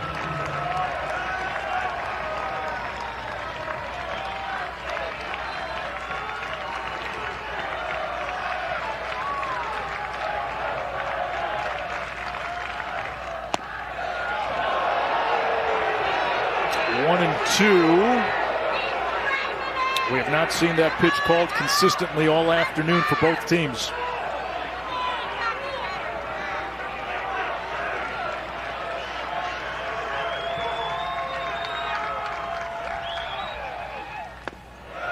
Breaking ball. Starling does not bite.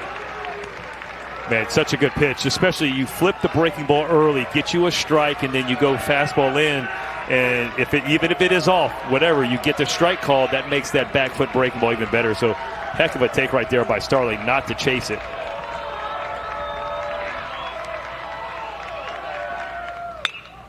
Two. Grounded to third. King gets the force at second. And that'll do it here in the seventh. We go to the eighth. 8-9-1 coming up for the Deeks. I think somebody must have texted her, hey, you're on TV.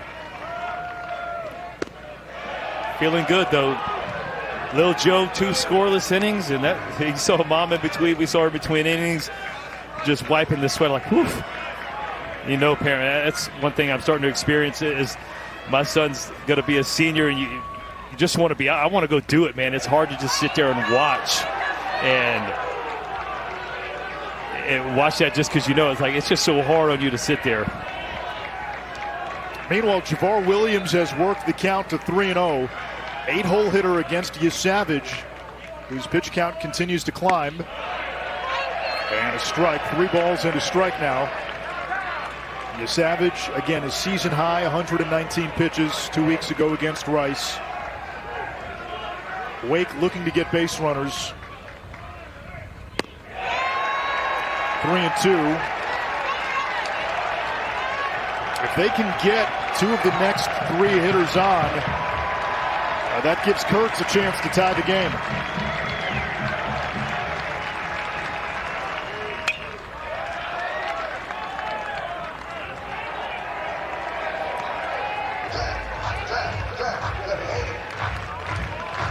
In this regional, Wake Forest is 4 for 52 at the plate.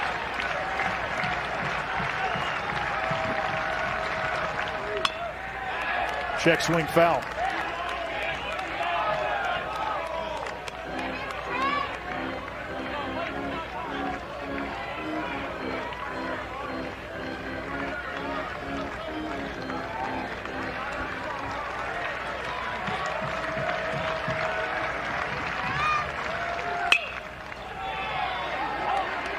Cunningham flips to Yesavage, covering, 1 away.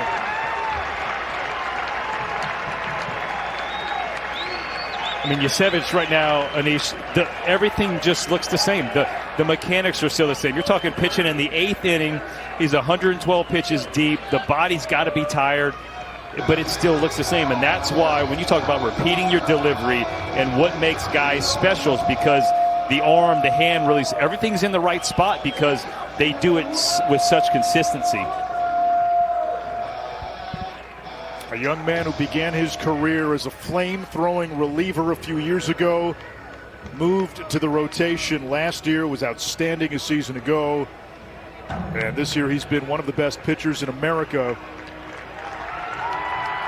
and projected to be a first-round pick. And it looks like his day is done after 112 pitches, 7 1/3 innings of 1 run, 1 hit ball, with his team's season on the line.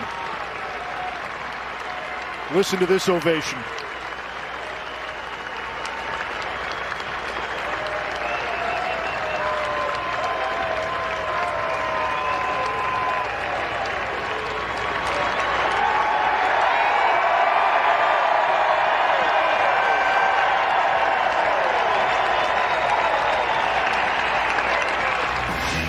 Boy, with the season on the line, ECU, they knew whose number to call. Number 46, Trey Yesavage. Boy, he stepped up big. 7 in the third innings. Gutsy performance. The offense got him 4 runs. He leaves with a 3-run lead. Lots of hugs for Mr. Yasevich. He got a big one from Coach Godwin, too, when he took him out. You just know that just how much of a player's coach he is and just knowing how that meant to him. I love seeing that emotion. So Danny Beal will come in, 34th appearance of the season. He pitched yesterday, 1 inning through 25 pitches. He and Lunsford Schenkman have been the endgame arms. Lunsford Schenkman dealt with an injury over the last month, but he's had a couple of appearances since coming back. With Beal, you don't get 34 appearances not being ready to go most days. So, especially when it comes to the postseason, it's get your shoes on as a pitcher and you're in the bullpen time tight, be ready to go when the coach calls. The 9-hole hitter, Cameron Gill, looks at a slider for strike 1. Gill walked and struck out, and he has scored the lone Wake Forest run in this regional. Now behind 0-2.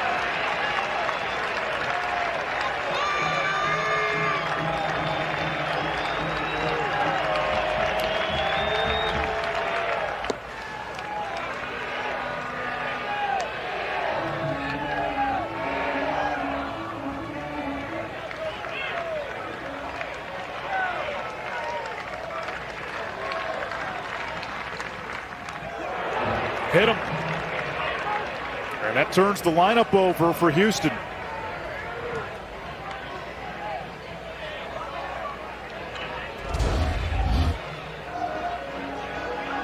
Boy, trying to go with that little frisbee slider, just flies open a little bit too much. And you can see, boy, it got Gill in a bad spot. You know, thinking, hey, slider not hard, doesn't hurt, but you get hit in the right spot. That arm looks like it's dead.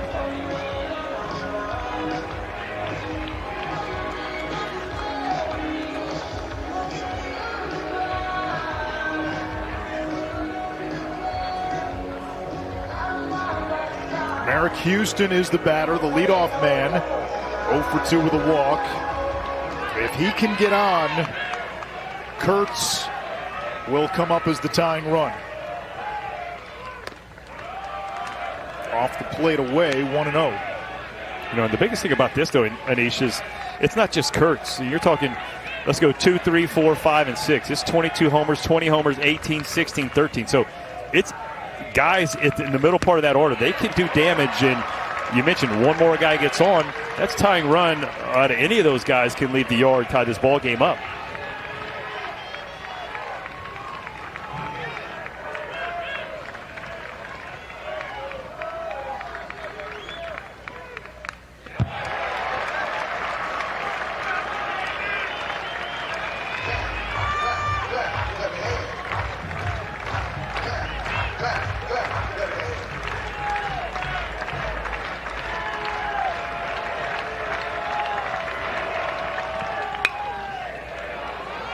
Bounce softly right side.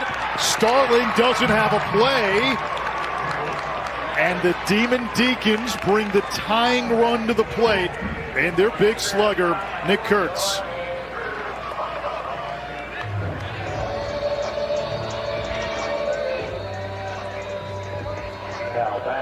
'61 career home runs for the one they call Nicky Nukes.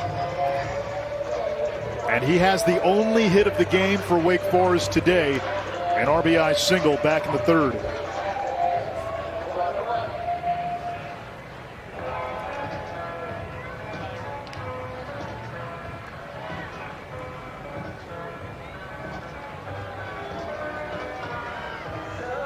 And Cliff Godwin makes a call to the bullpen.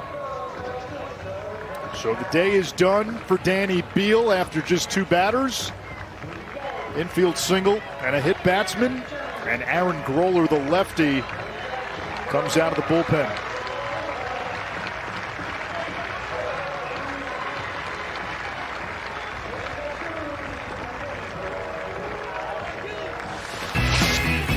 The winner of this game keeps its season alive And we'll play the loser of VCU Evansville tomorrow at noon. Loser of VCU Wake Forest goes home. VCU Evansville, the lower seeds, both won yesterday. They'll play tonight at 6 Eastern, that game on ESPN+, with the winner of that game moving on to the regional final.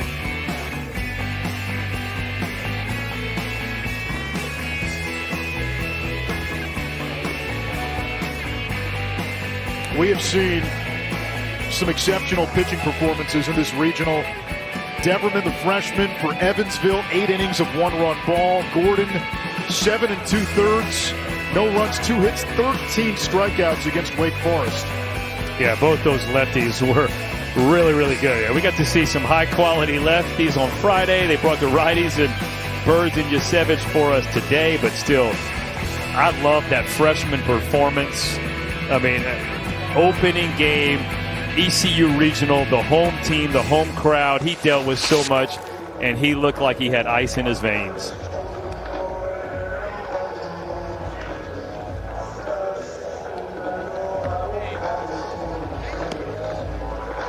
Groller from Pennsylvania, Seton Hall transfer, 3.90 ERA on the season, almost a strikeout per inning. Was hit hard in an appearance earlier this month against Rice, but you take that out of the equation. His ERA is actually 2.81. And he will be tasked with getting Nick Kurtz. Tough part about being in the bullpen in East, especially when the innings are still down. Look, they're still under 30. Is one bad inning can set your numbers up for the season. So, but yeah, you got one shot right here. You're the lefty coming in here. Your mindset is not anything else. Your mindset's on Nick Kurtz, how to attack him. It's going to be fastball, slider. But you know how patient Nick Kurtz is. He's going to wait to get his pitch.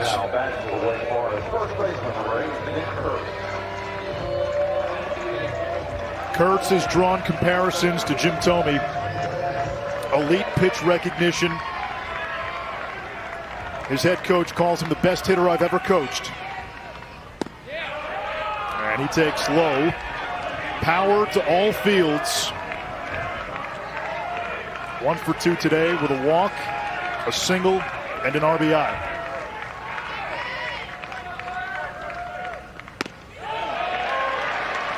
Wake Forest in this regional through almost 2 games has 5 hits, 2 of them infield hits.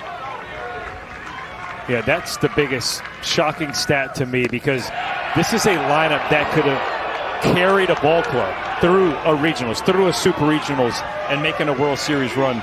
Right now, only 5 hits. I mean, that is shocking.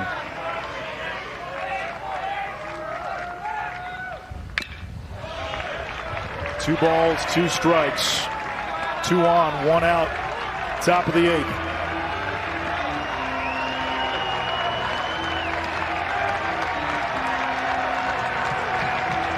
Kurtz, a projected top 10 pick.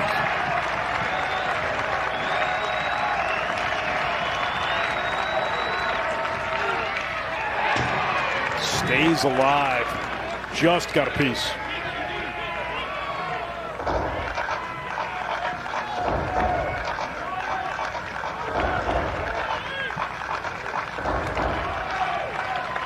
On deck, Winne, who's got 20 home runs.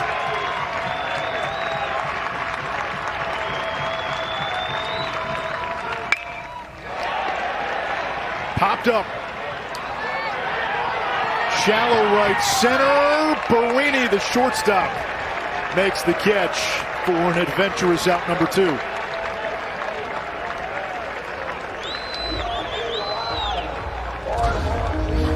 Well, watch this reaction. Kurtz knows he got the pitch he wanted, just missed it. You just don't know if you're ever going to get that opportunity again with 2 guys on base, being able to change the game with that one swing.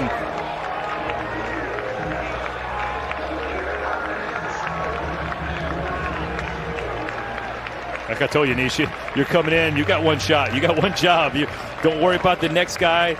We know Reinich is Winne is a righty, Reinich is a lefty. Right now we're thinking Nick Kurtz, and Gollier did his job. And they will bring out Wyatt Lunsford Shankman Their closer, first-team all-conference reliever to nail down the final 4 outs and keep ECU's season going. We'll be back in 30 seconds.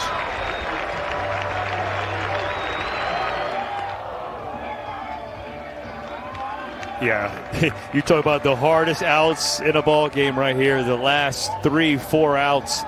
I like how Coach Godwin did it. Yusevich got one.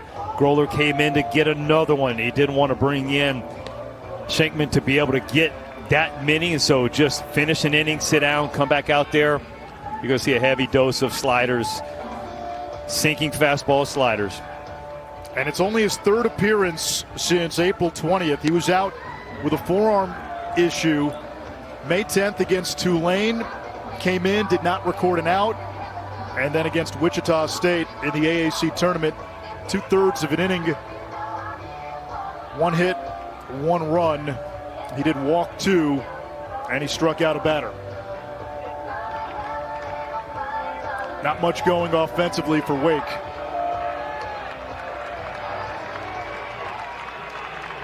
One run through 2 games in this regional.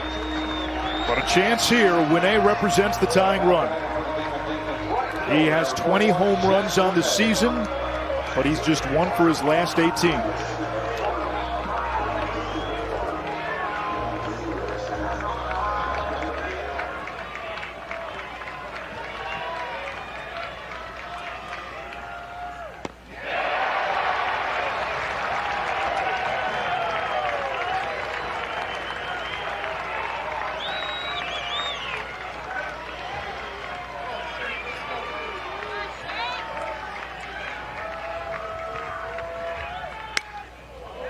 The 0-1 lifted to left field. The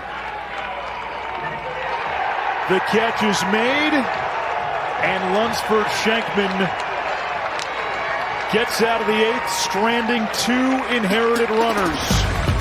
We go to the bottom of the 8th. New pitcher for Wake Forest, Zach Johnston. He threw 15 pitches last night. 1 inning of work against VCU in that 1-0 loss.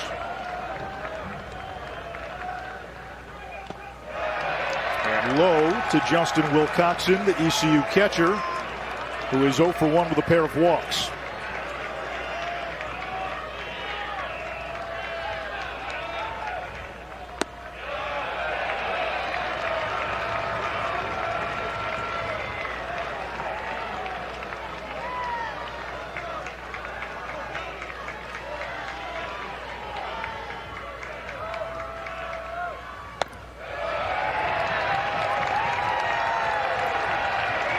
Boy, Nish, Chase, this shows you how good Chase Burns was early. 1 for 10, no runs. It was 7 punch outs in the 4th. And then all of a sudden, he started staying away from the slider. It got flat. And boy, the lineup has been on fire. Wilcoxon walks for the 3rd time.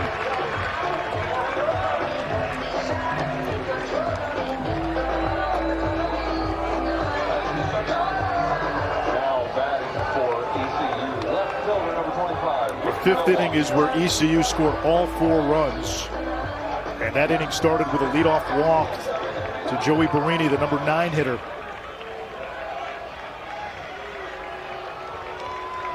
There's Luke Nowak. Squares to bunt. Pulls it back and takes outside.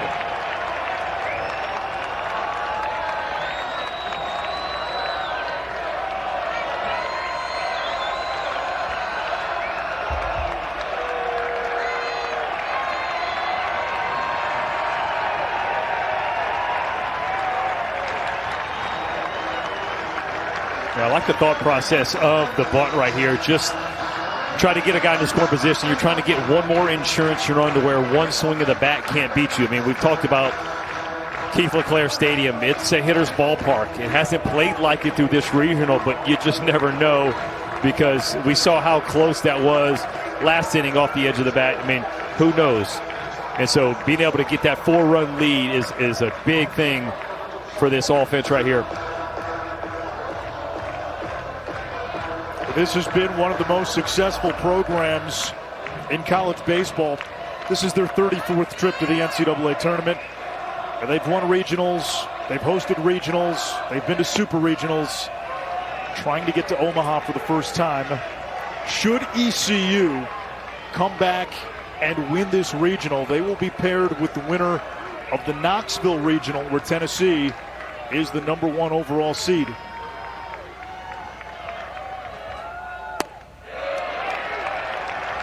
Two balls and a strike to no walk.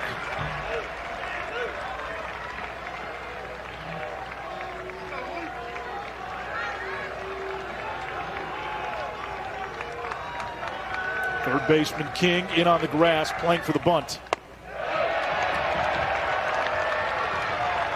3-1. Are you still bunting or swinging away?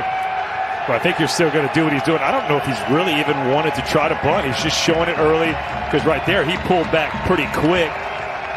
Old school slash type thing, but he's definitely going to square it because it's affecting him. Or not. 3-2. Will Coxon, the catcher, is at first.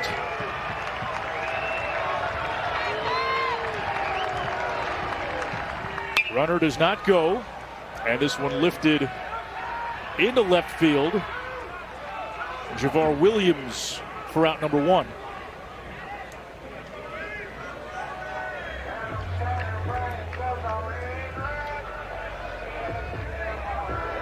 Here is Barini, who in that 5th inning took a borderline 3-2 pitch that was called a ball. Walked to start the inning. He would come around to score the tying run on a double by McChrystal. And 2 batters later, Dixon Williams broke it open with a 3-run homer.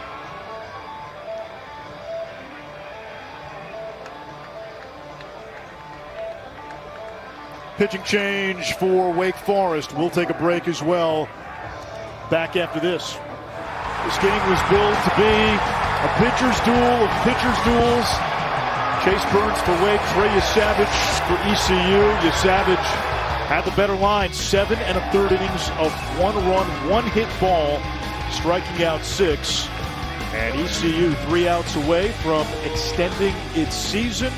Wake needs to find a way to rally in the 9th. But right now, here in the 8th inning, ECU with a man on, 1 out. And the new pitcher for Wake Forest is lefty Hayden LeFew. And the scouting report from his head coach is simple. He says when LeFew throws strikes, he's good. If he can't throw strikes, he won't stay in. Yeah, of course, you're talking about a guy throwing up to 96 miles an hour, the fastball from the lefty. These guys got stuff coming out of the Wake Forest bullpen. Cutter, change up, but you're right. Too many walks, and you see the 37-27 walk to strikeout ratio. That's almost 2 guys on base per inning. And so if he's keeping the guys off base, obviously you're going to roll with him. But once a couple of guys get on, that's when you know you got to go pull him.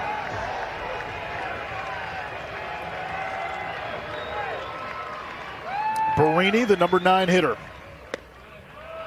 takes a fastball for his strike.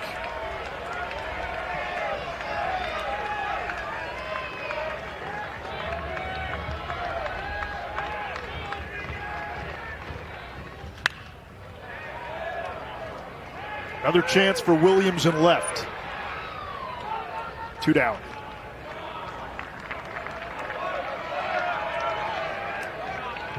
Top of the lineup now in Carter Cunningham. 1 for 4 today with a single and a stolen base. 2 hits, including a home run yesterday.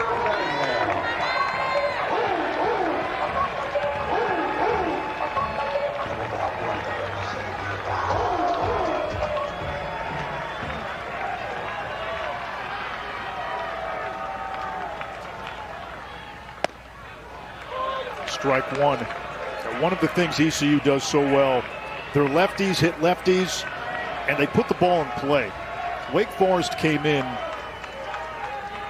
as the best strikeout team from a pitching standpoint in this field of 64 and in the nation. 33% whiff rate. ECU has only struck out 7 times today.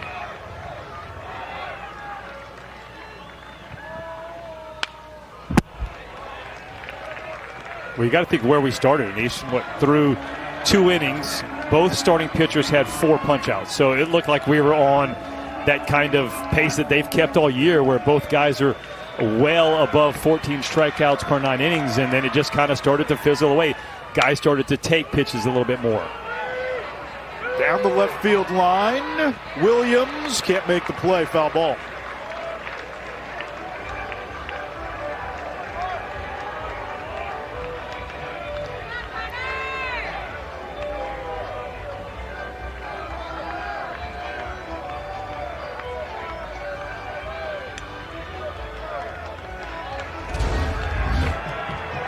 Love the effort right here by Javar Williams. Comes a long way.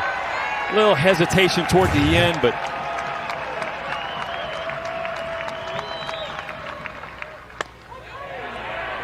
strike 3, Cunningham frozen by the breaking ball.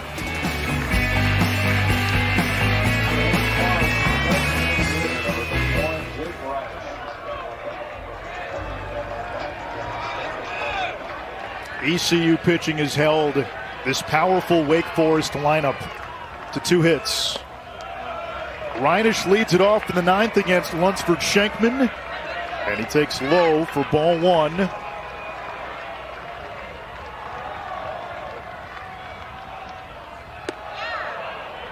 Inside, and it got him. And Wake Forest looking for base runners, hoping to bring that tying run to the plate. Reinisch is aboard. And here's Seaver King. That's a great start. I mean, you got to be able to get base runners on.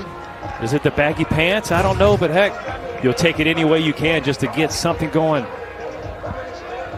It's got the Roger Dorn seal of approval.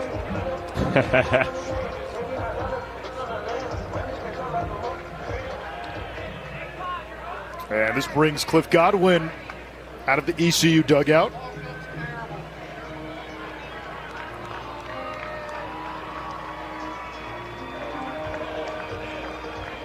And that will be all for Lunsford Schenkman.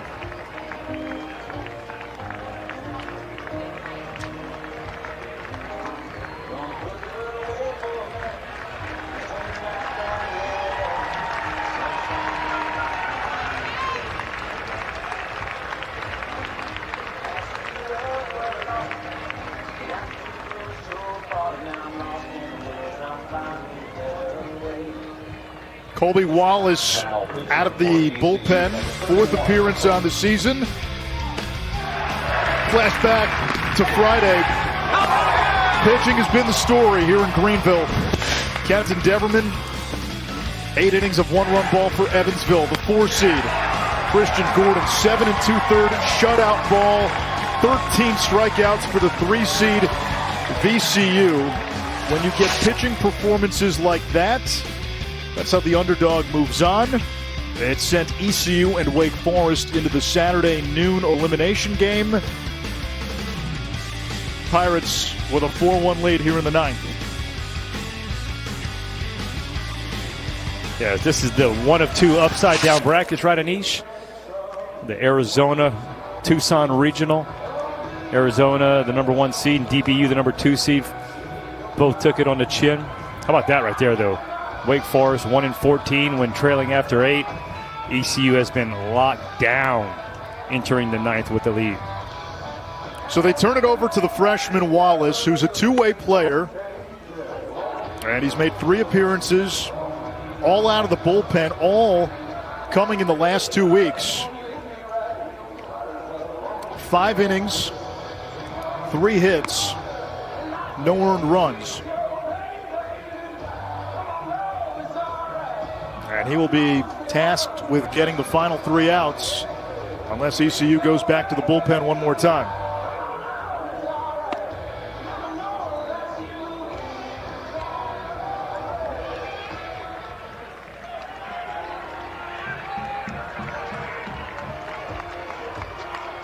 We talk about getting those last 3 outs are the toughest in baseball, and especially now you come in with guys on base, it makes it even tougher.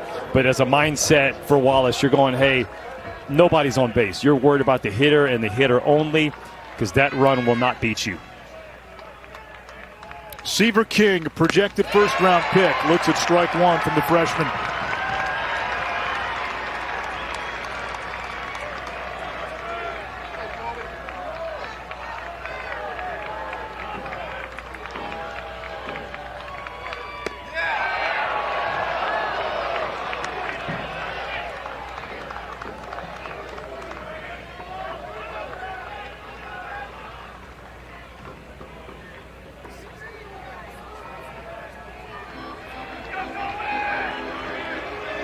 Lance Lunsford-Schenkman, before getting hurt, had been the most reliable arm in this ECU bullpen. He and Danny Beal.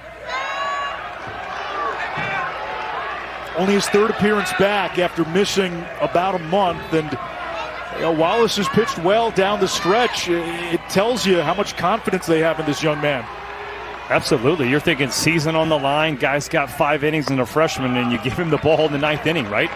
I mean, that shows you there is a lot of respect there. And anytime in the postseason, you're going to have guys that really haven't been a part of the plan the whole year. You're going to need them to step up. And right now, ECU needs Wallace to be big. King taking all the way, full count.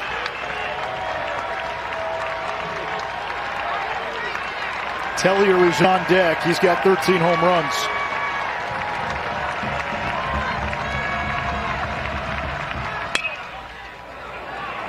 Hit hard through the left side, base hit.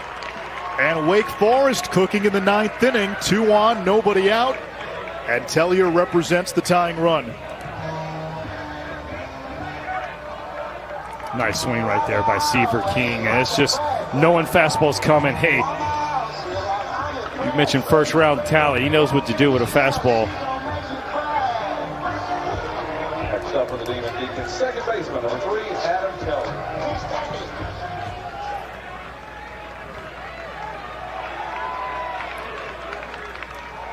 Tellier 0 for 3. Squares to bunt, pulls it back. Upstairs 1-0.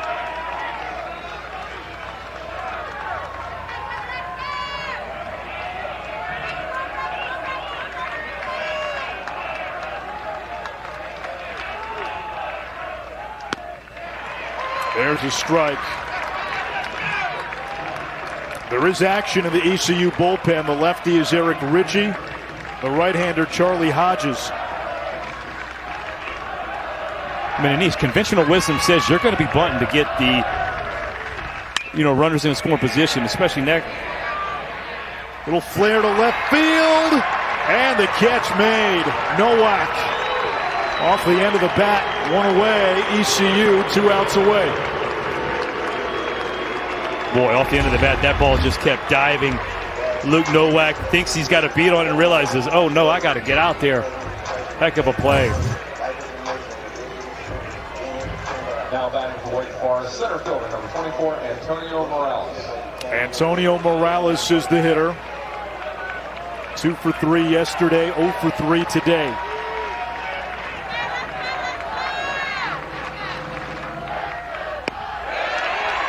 First pitch, strike from the freshman Wallace.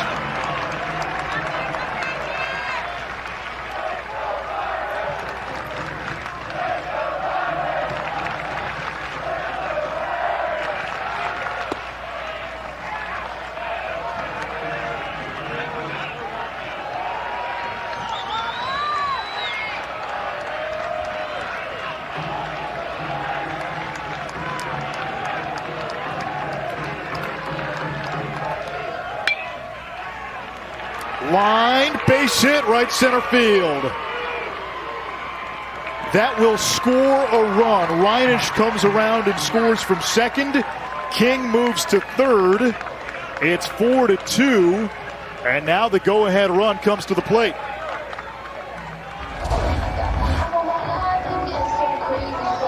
Yeah, fastball.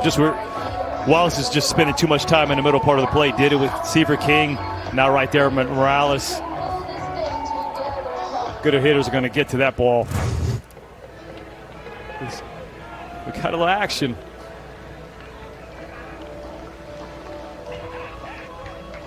And a mound visit.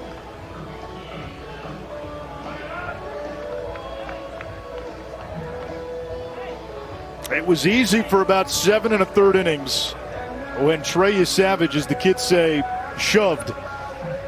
1 hit, 1 run ball. Struck out 6. Wallace is the 4th different reliever to follow Savage. Javar Williams, lefty swinging freshman who is 0 for 3 today, is due up. It's crazy what happens when the bullpen comes in. 0-1.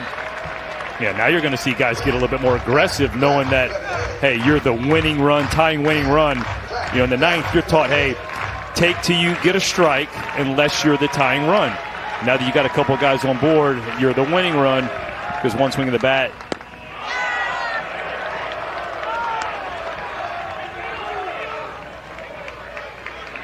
Tying run at first. Go ahead run at the plate.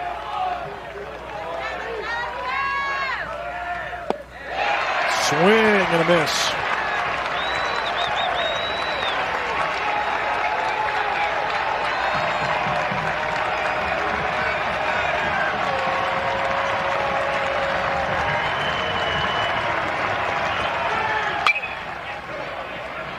On the ground and through for a base hit. Another run scores, and it's first and third, one out. It's now 4-3, and the go-ahead run is on base.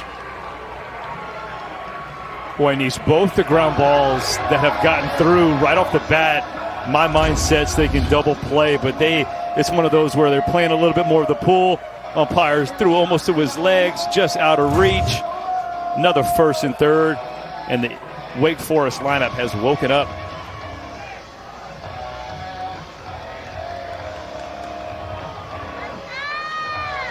This inning started with Lunsford Shankman on the mound. He hit Reinisch. Cliff Godwin went to the bullpen, called on the freshman Wallace. Gave up a ground ball single through the left side to Seaver King. That put runners on first and second after a fly out by Tellier. RBI singles by Morales and Williams, and now it's Gill, the catcher, due up in the 9 spot. Double play is still in order, but if you get past Gill, Houston, the leadoff man, comes up. Yeah, Anish, I like this offensive timeout right here by Wake. This is, you have the freshman out there, huge situation. He's struggling to get that out, knowing that, and so now you're making him just wear it on the mound. Think about it. Disrupt some rhythm.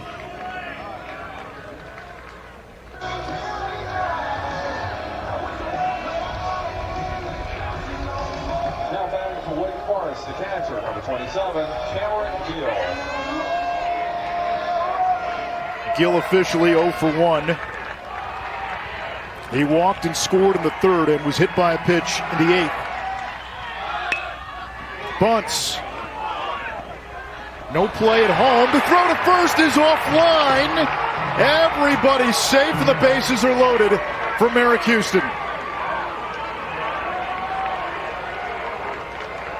The runner from third, Morales, stayed put with the ball so close to home plate, so there was no play at home.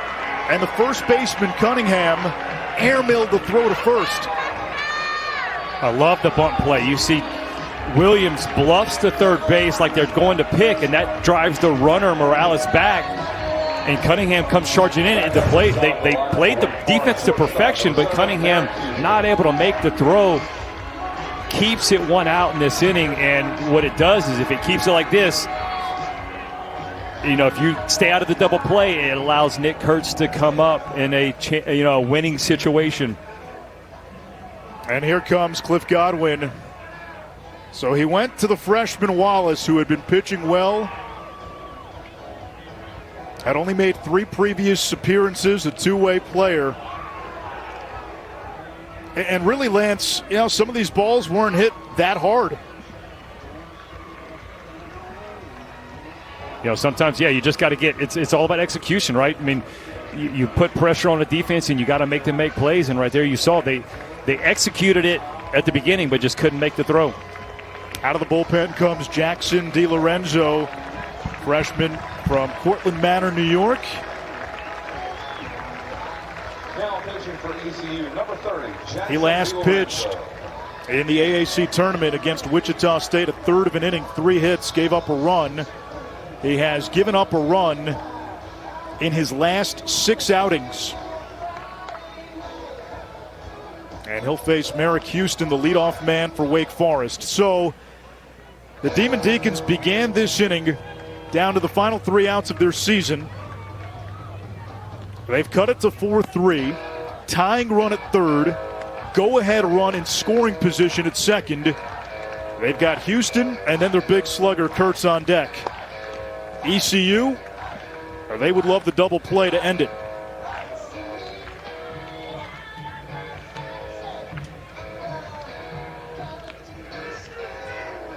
Yesterday we had 6 walk-offs. Obviously Wake cannot walk it off because ECU will bat in the 9th if the game is tied or Wake goes ahead. Is Savage looking on after spinning a gem? All he can do is watch.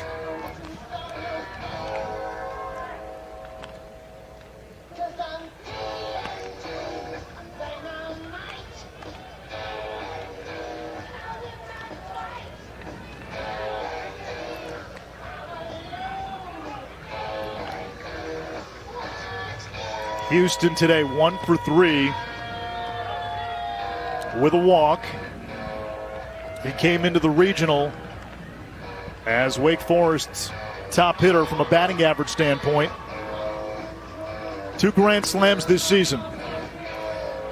8 home runs on the year.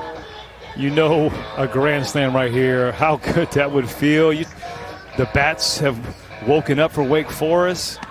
Been down all regional so far.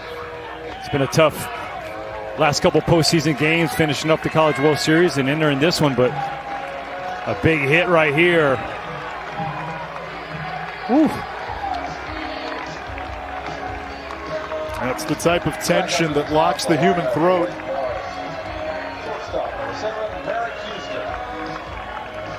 DiLorenzo, the freshman,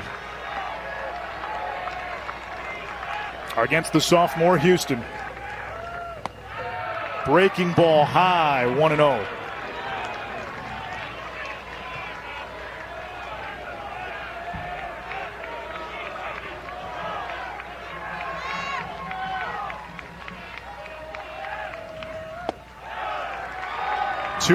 And now if you're Houston, you got to believe he's taking a strike, knowing a walk ties the game.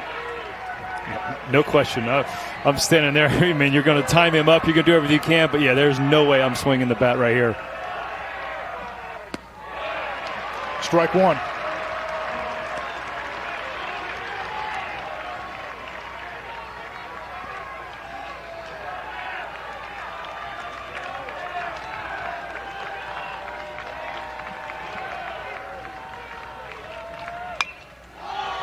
Popped him up. Wilcoxon does not have a play. It's 2-2.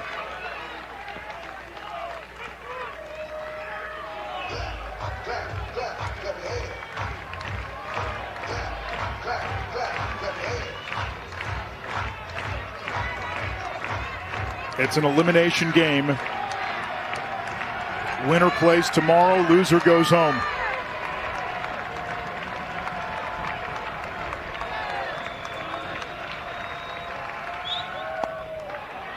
Three balls, 2 strikes, no advance. And a game that began as a battle of 2 ace starters, 2 of the top 3 college pitchers in the country. Now a battle of wills and a battle of bullpens.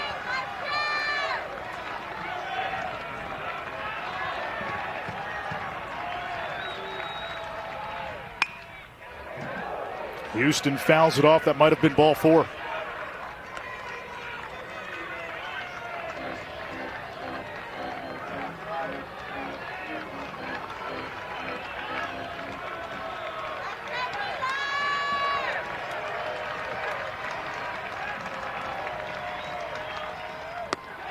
Low ball 4, a run scores, and we are tied at 4.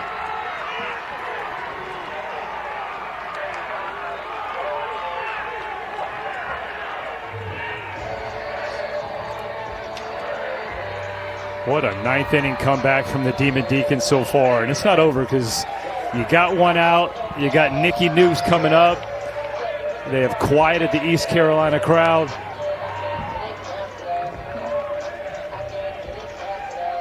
Stunned disbelief. All started with a free pass.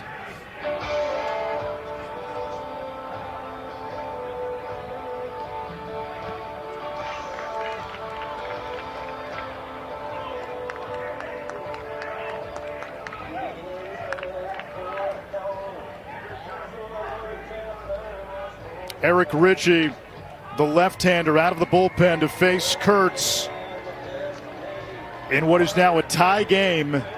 And Ritchie becomes the 4th pitcher that ECU has used in this 9th inning alone.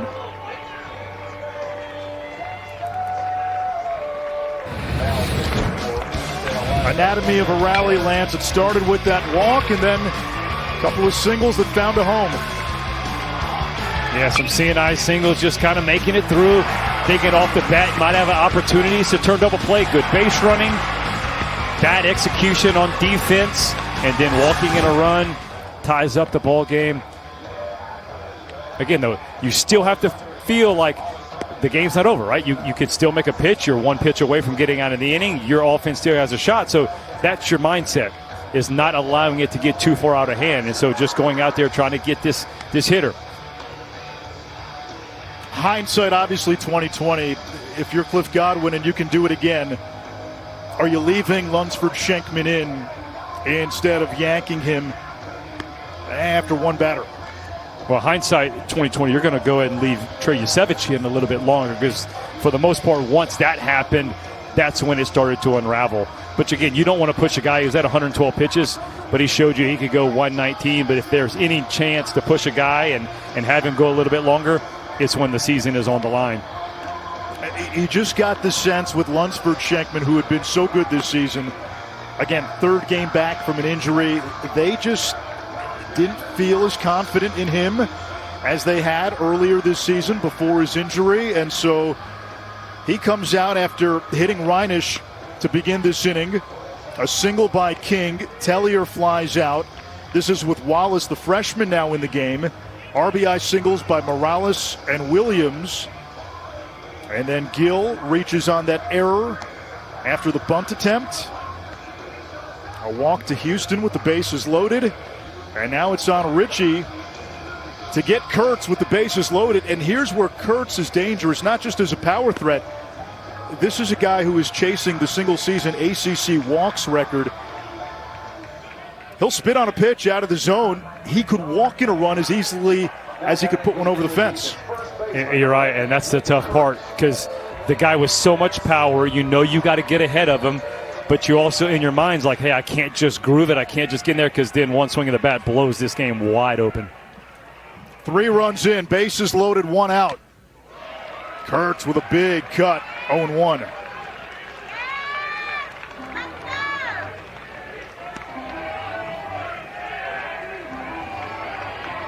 Ritchie this season, 27th appearance, 29 innings. He has walked 26 and struck out 33.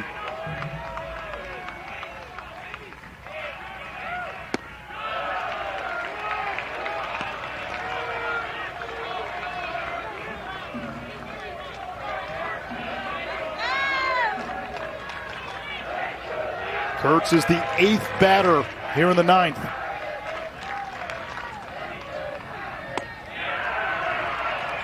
Ahead 2-1.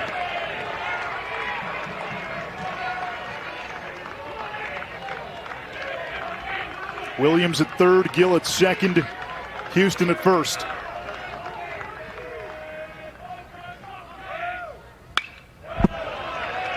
Two balls, 2 strikes.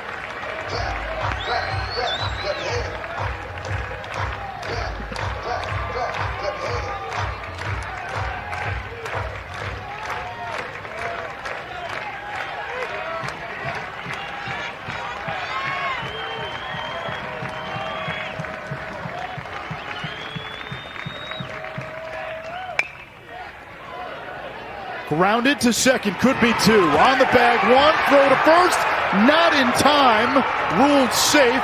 The go-ahead run scores, and Wake takes a 5-4 lead on the strength of a 4-run 9th inning. Boy, what a frustrating game for a pitcher. You make the pitch, the big hitter, but it's hit too soft. They try to turn to double play. Got to give Nick Kurtz a lot of credit. Out of the box, hustling. Him hustling, saves that, gets the winning run across the board. Wow, not what you expected. You're thinking, hey, he's going to drive one in the gap, blow this game open. A jam shot right up the middle. Fielder's choice.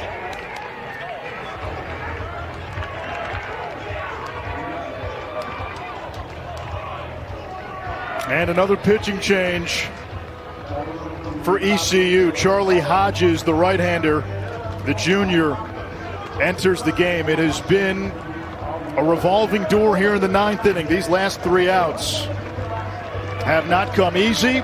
Wake has put up a 4 spot. And a Demon Deacons team that looked to be on a defibrillator when this inning started. They couldn't score. They couldn't get anybody on. They couldn't get hits. They've woken up. They've put up a 4 spot. ECU's bullpen hasn't been able to slam the door. And now the Demon Deacons can look ahead to the bottom of the 9th with a chance to send ECU, the regional host, packing.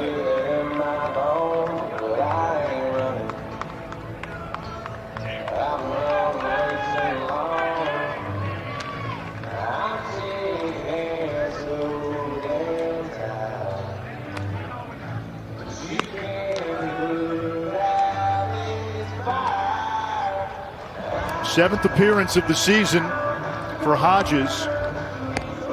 6.23 ERA, 4 1/3 innings, 3 hits, 3 earned runs, 7 strikeouts, 3 walks, and in a small sample size, opponents hitting 200 against him, he has given up a home run.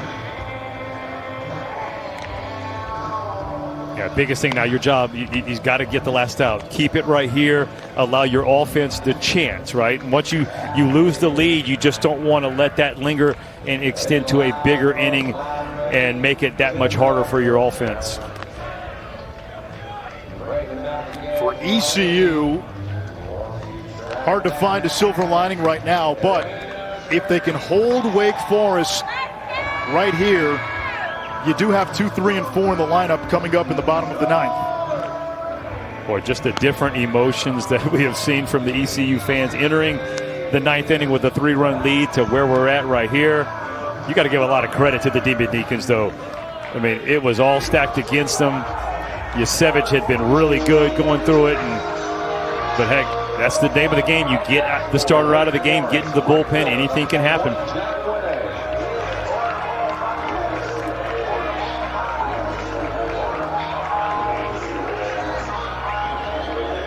Hodges is the 5th pitcher used in just the 9th inning alone. And Wake has batted around. Winay, the 9th hitter to come to the plate in this inning, looking for his first hit. 1 for 8 in the regional, 0 for 4 today. Time is called.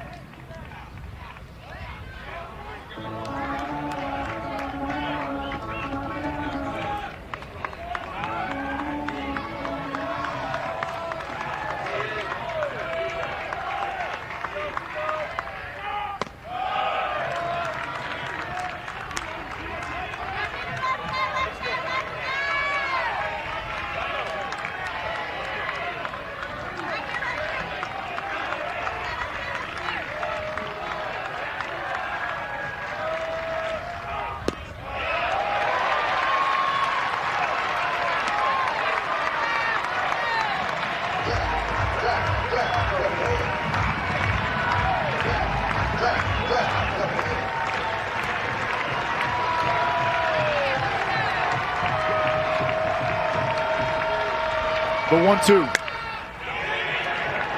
Lifted into shallow left center. It drops in for a hit. Throw to third. Not in time.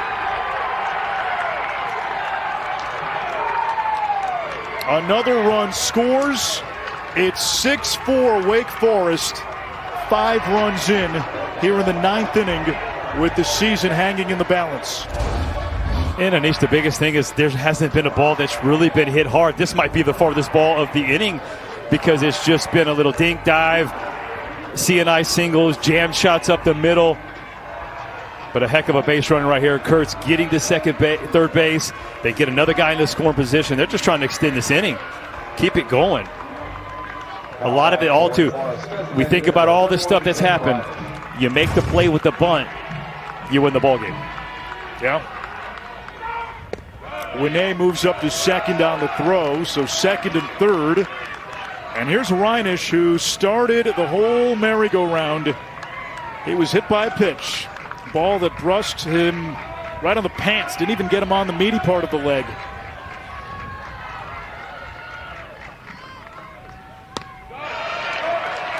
Hit batter. A couple of soft serve singles. E3. A walk to force in the tying run.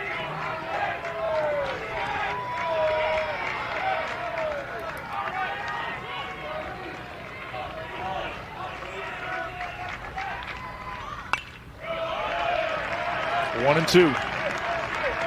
It's been the nightmare of real things here for the Pirates.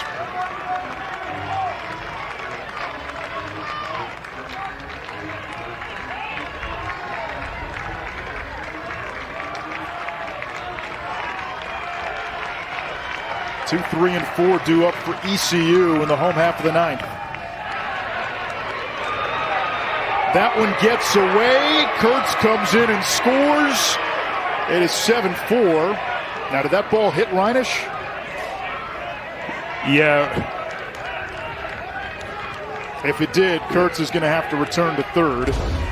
Well, he's trying to sell. Jake Reinisch is trying to sell this.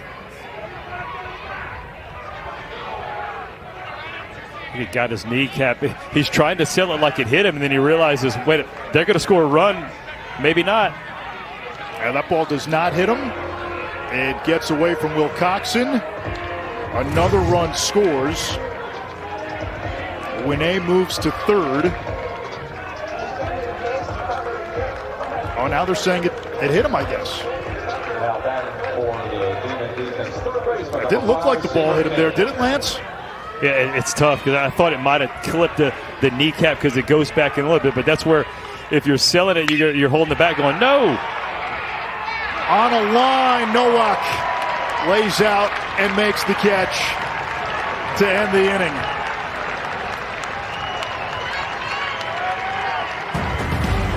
It took an armada of arms for ECU to get through the ninth. Wake Forest, some soft hits, some lucky bounces. They put up a 5 spot to take a 6-4 lead.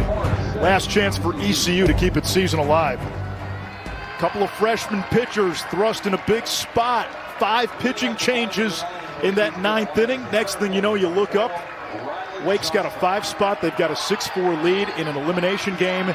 And they will turn to Michael Massey now to close it out. Massey began the season in the weekend rotation. He'll face 2, 3, and 4. Johnson, McChrystal, and Jacob Jenkins-Cowart. He was hurt. Missed about a month with a bulging disc in his back, touch and go. And now they've decided to bring him out of the pen. A 1 to 2 inning pitcher right now. Has not allowed a run in each of his last 2 appearances. 2 balls and a strike. McChrystal is on deck, and then Jenkins-Cowart, who led the American in runs batted in.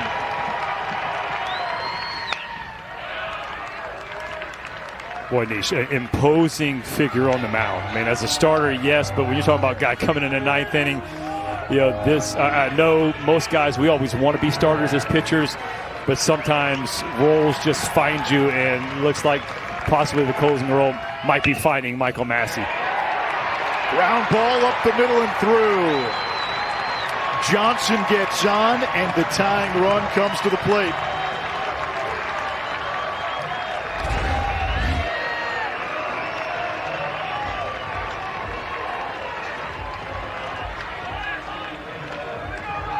Boy, just a shot up the middle. I don't know if he makes the play, if he stays on the feet. That's one of the tough things. Losing his footing might have cost him that single. You know East Carolina's not going to go down easy. That's one of those things. The crowd's going to stay there. They're going to always provide the energy for him.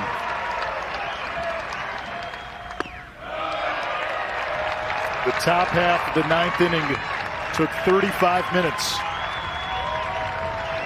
McChrystal had a double to drive in what was then the tying run in that 4-run fifth.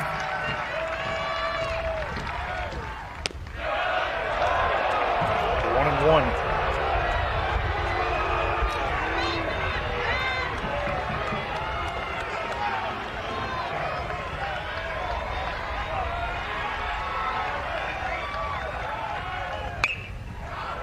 Popped up, out of play.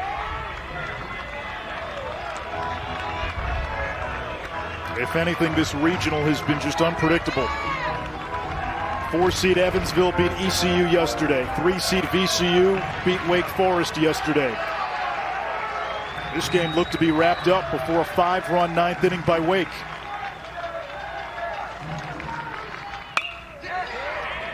Driven out into right center field. Diving, Morales can't make the play. McChrystal stops at first. Moving to third is Johnson.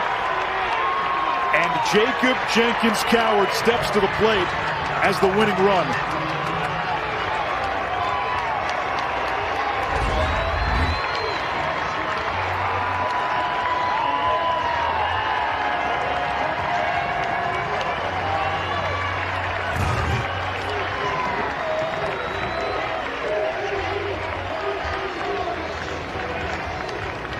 Nathan Chrisman will pinch run for McChrystal. Carolina, number 2, Nathan Chrisman at first base. Now batting for the Pirates, right fielder, number 3, Jacob Jenkins Coward.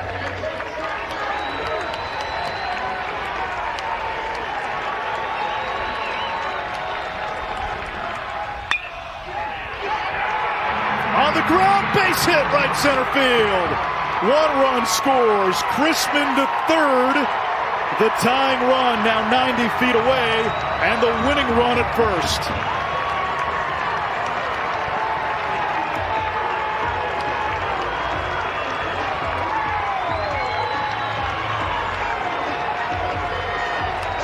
And Dixon Williams is the hitter who has the big hit in this game, a 3-run home run off of Chase Burns.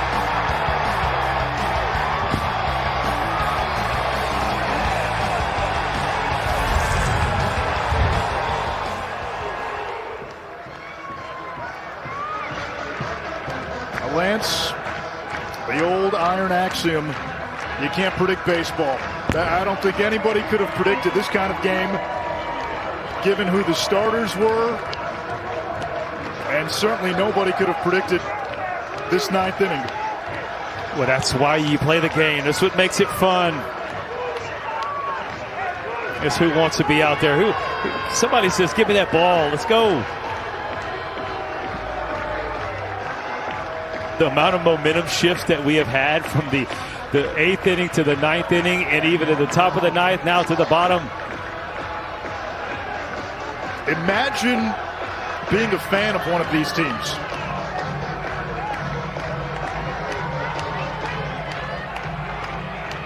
You're reaching for the Prylisek.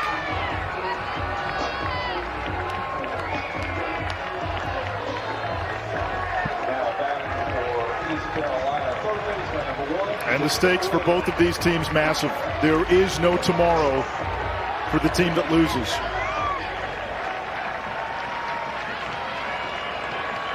Williams has the 3-run home run. And he takes a little below the knees, low, 94. Nobody out.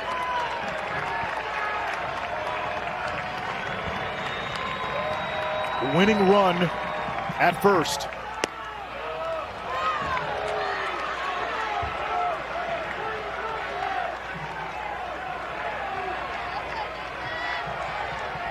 It's been an inconsistent strike zone all afternoon.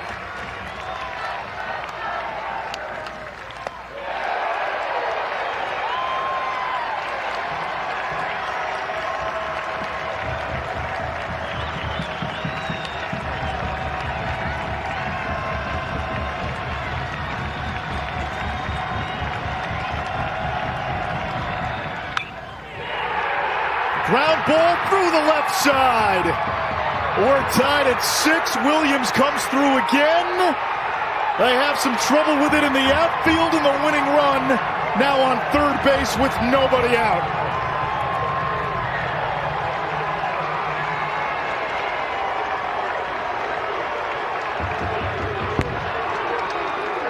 I mean, talk about putting some pressure on the defense. You have the infield in. You get a hit. Obviously, the run's going to score. But watch Jenkins Cowart.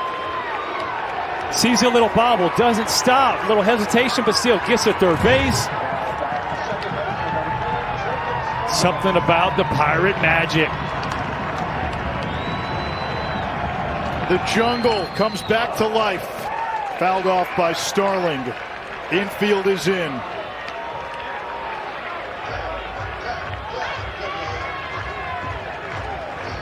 A fly ball can win the game.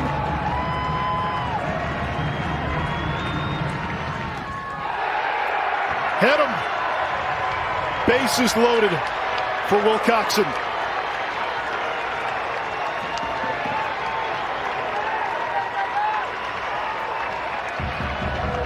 Lance, you can't make this stuff up.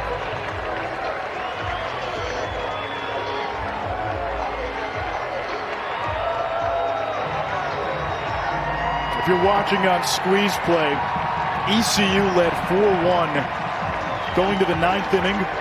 Wake scores 5 times to take the lead. And then in the home half of the 9th, 4 straight singles and a hit batter. And the Pirates tie the game at 6.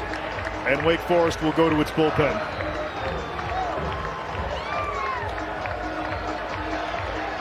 They'll call on Cole Rowland. Threw 12 pitches in an inning of work last night.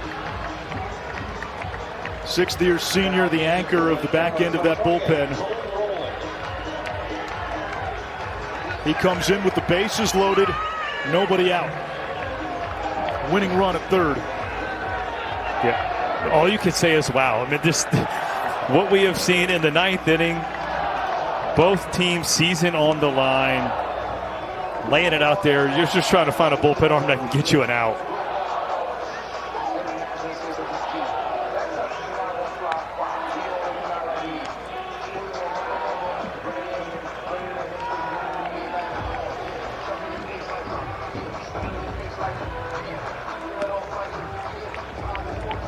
Rowland missed the first part of the season with injury. Came into the regional having only thrown 14 innings.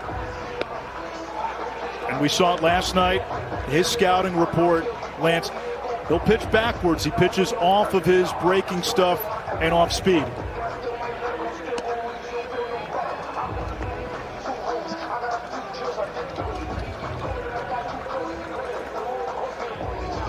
Well, you know he's feeling a lot better after how that top of the 9th win. He's talking to his hitters like, at least now, like as ECU can breathe, because you know, like, hey, worst case scenario, you hit into a triple play, you're still playing baseball. The game's not over after such a tumultuous 9th inning and giving up the lead. But wow, you got bases loaded, no outs. I think it goes without saying, though, if you're ECU, you need to win this game right here. You don't have the arms if this game continues into extra innings.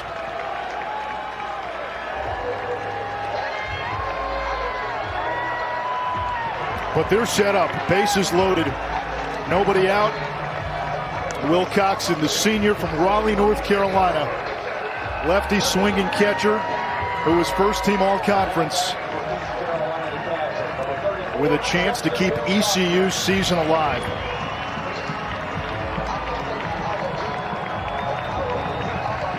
More twists and turns than a soap opera here in this 9th inning.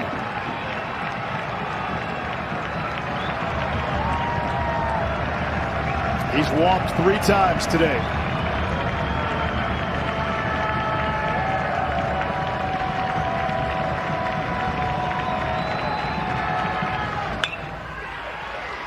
On the ground to second. They come home and they get the force.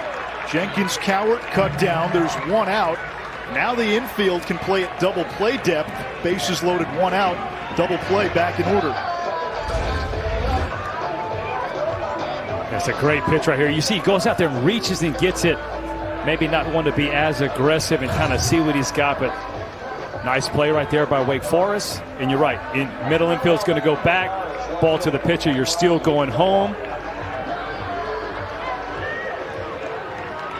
Infield is still in.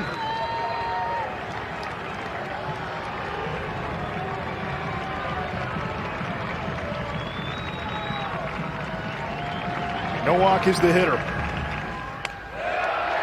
Breaking ball missed.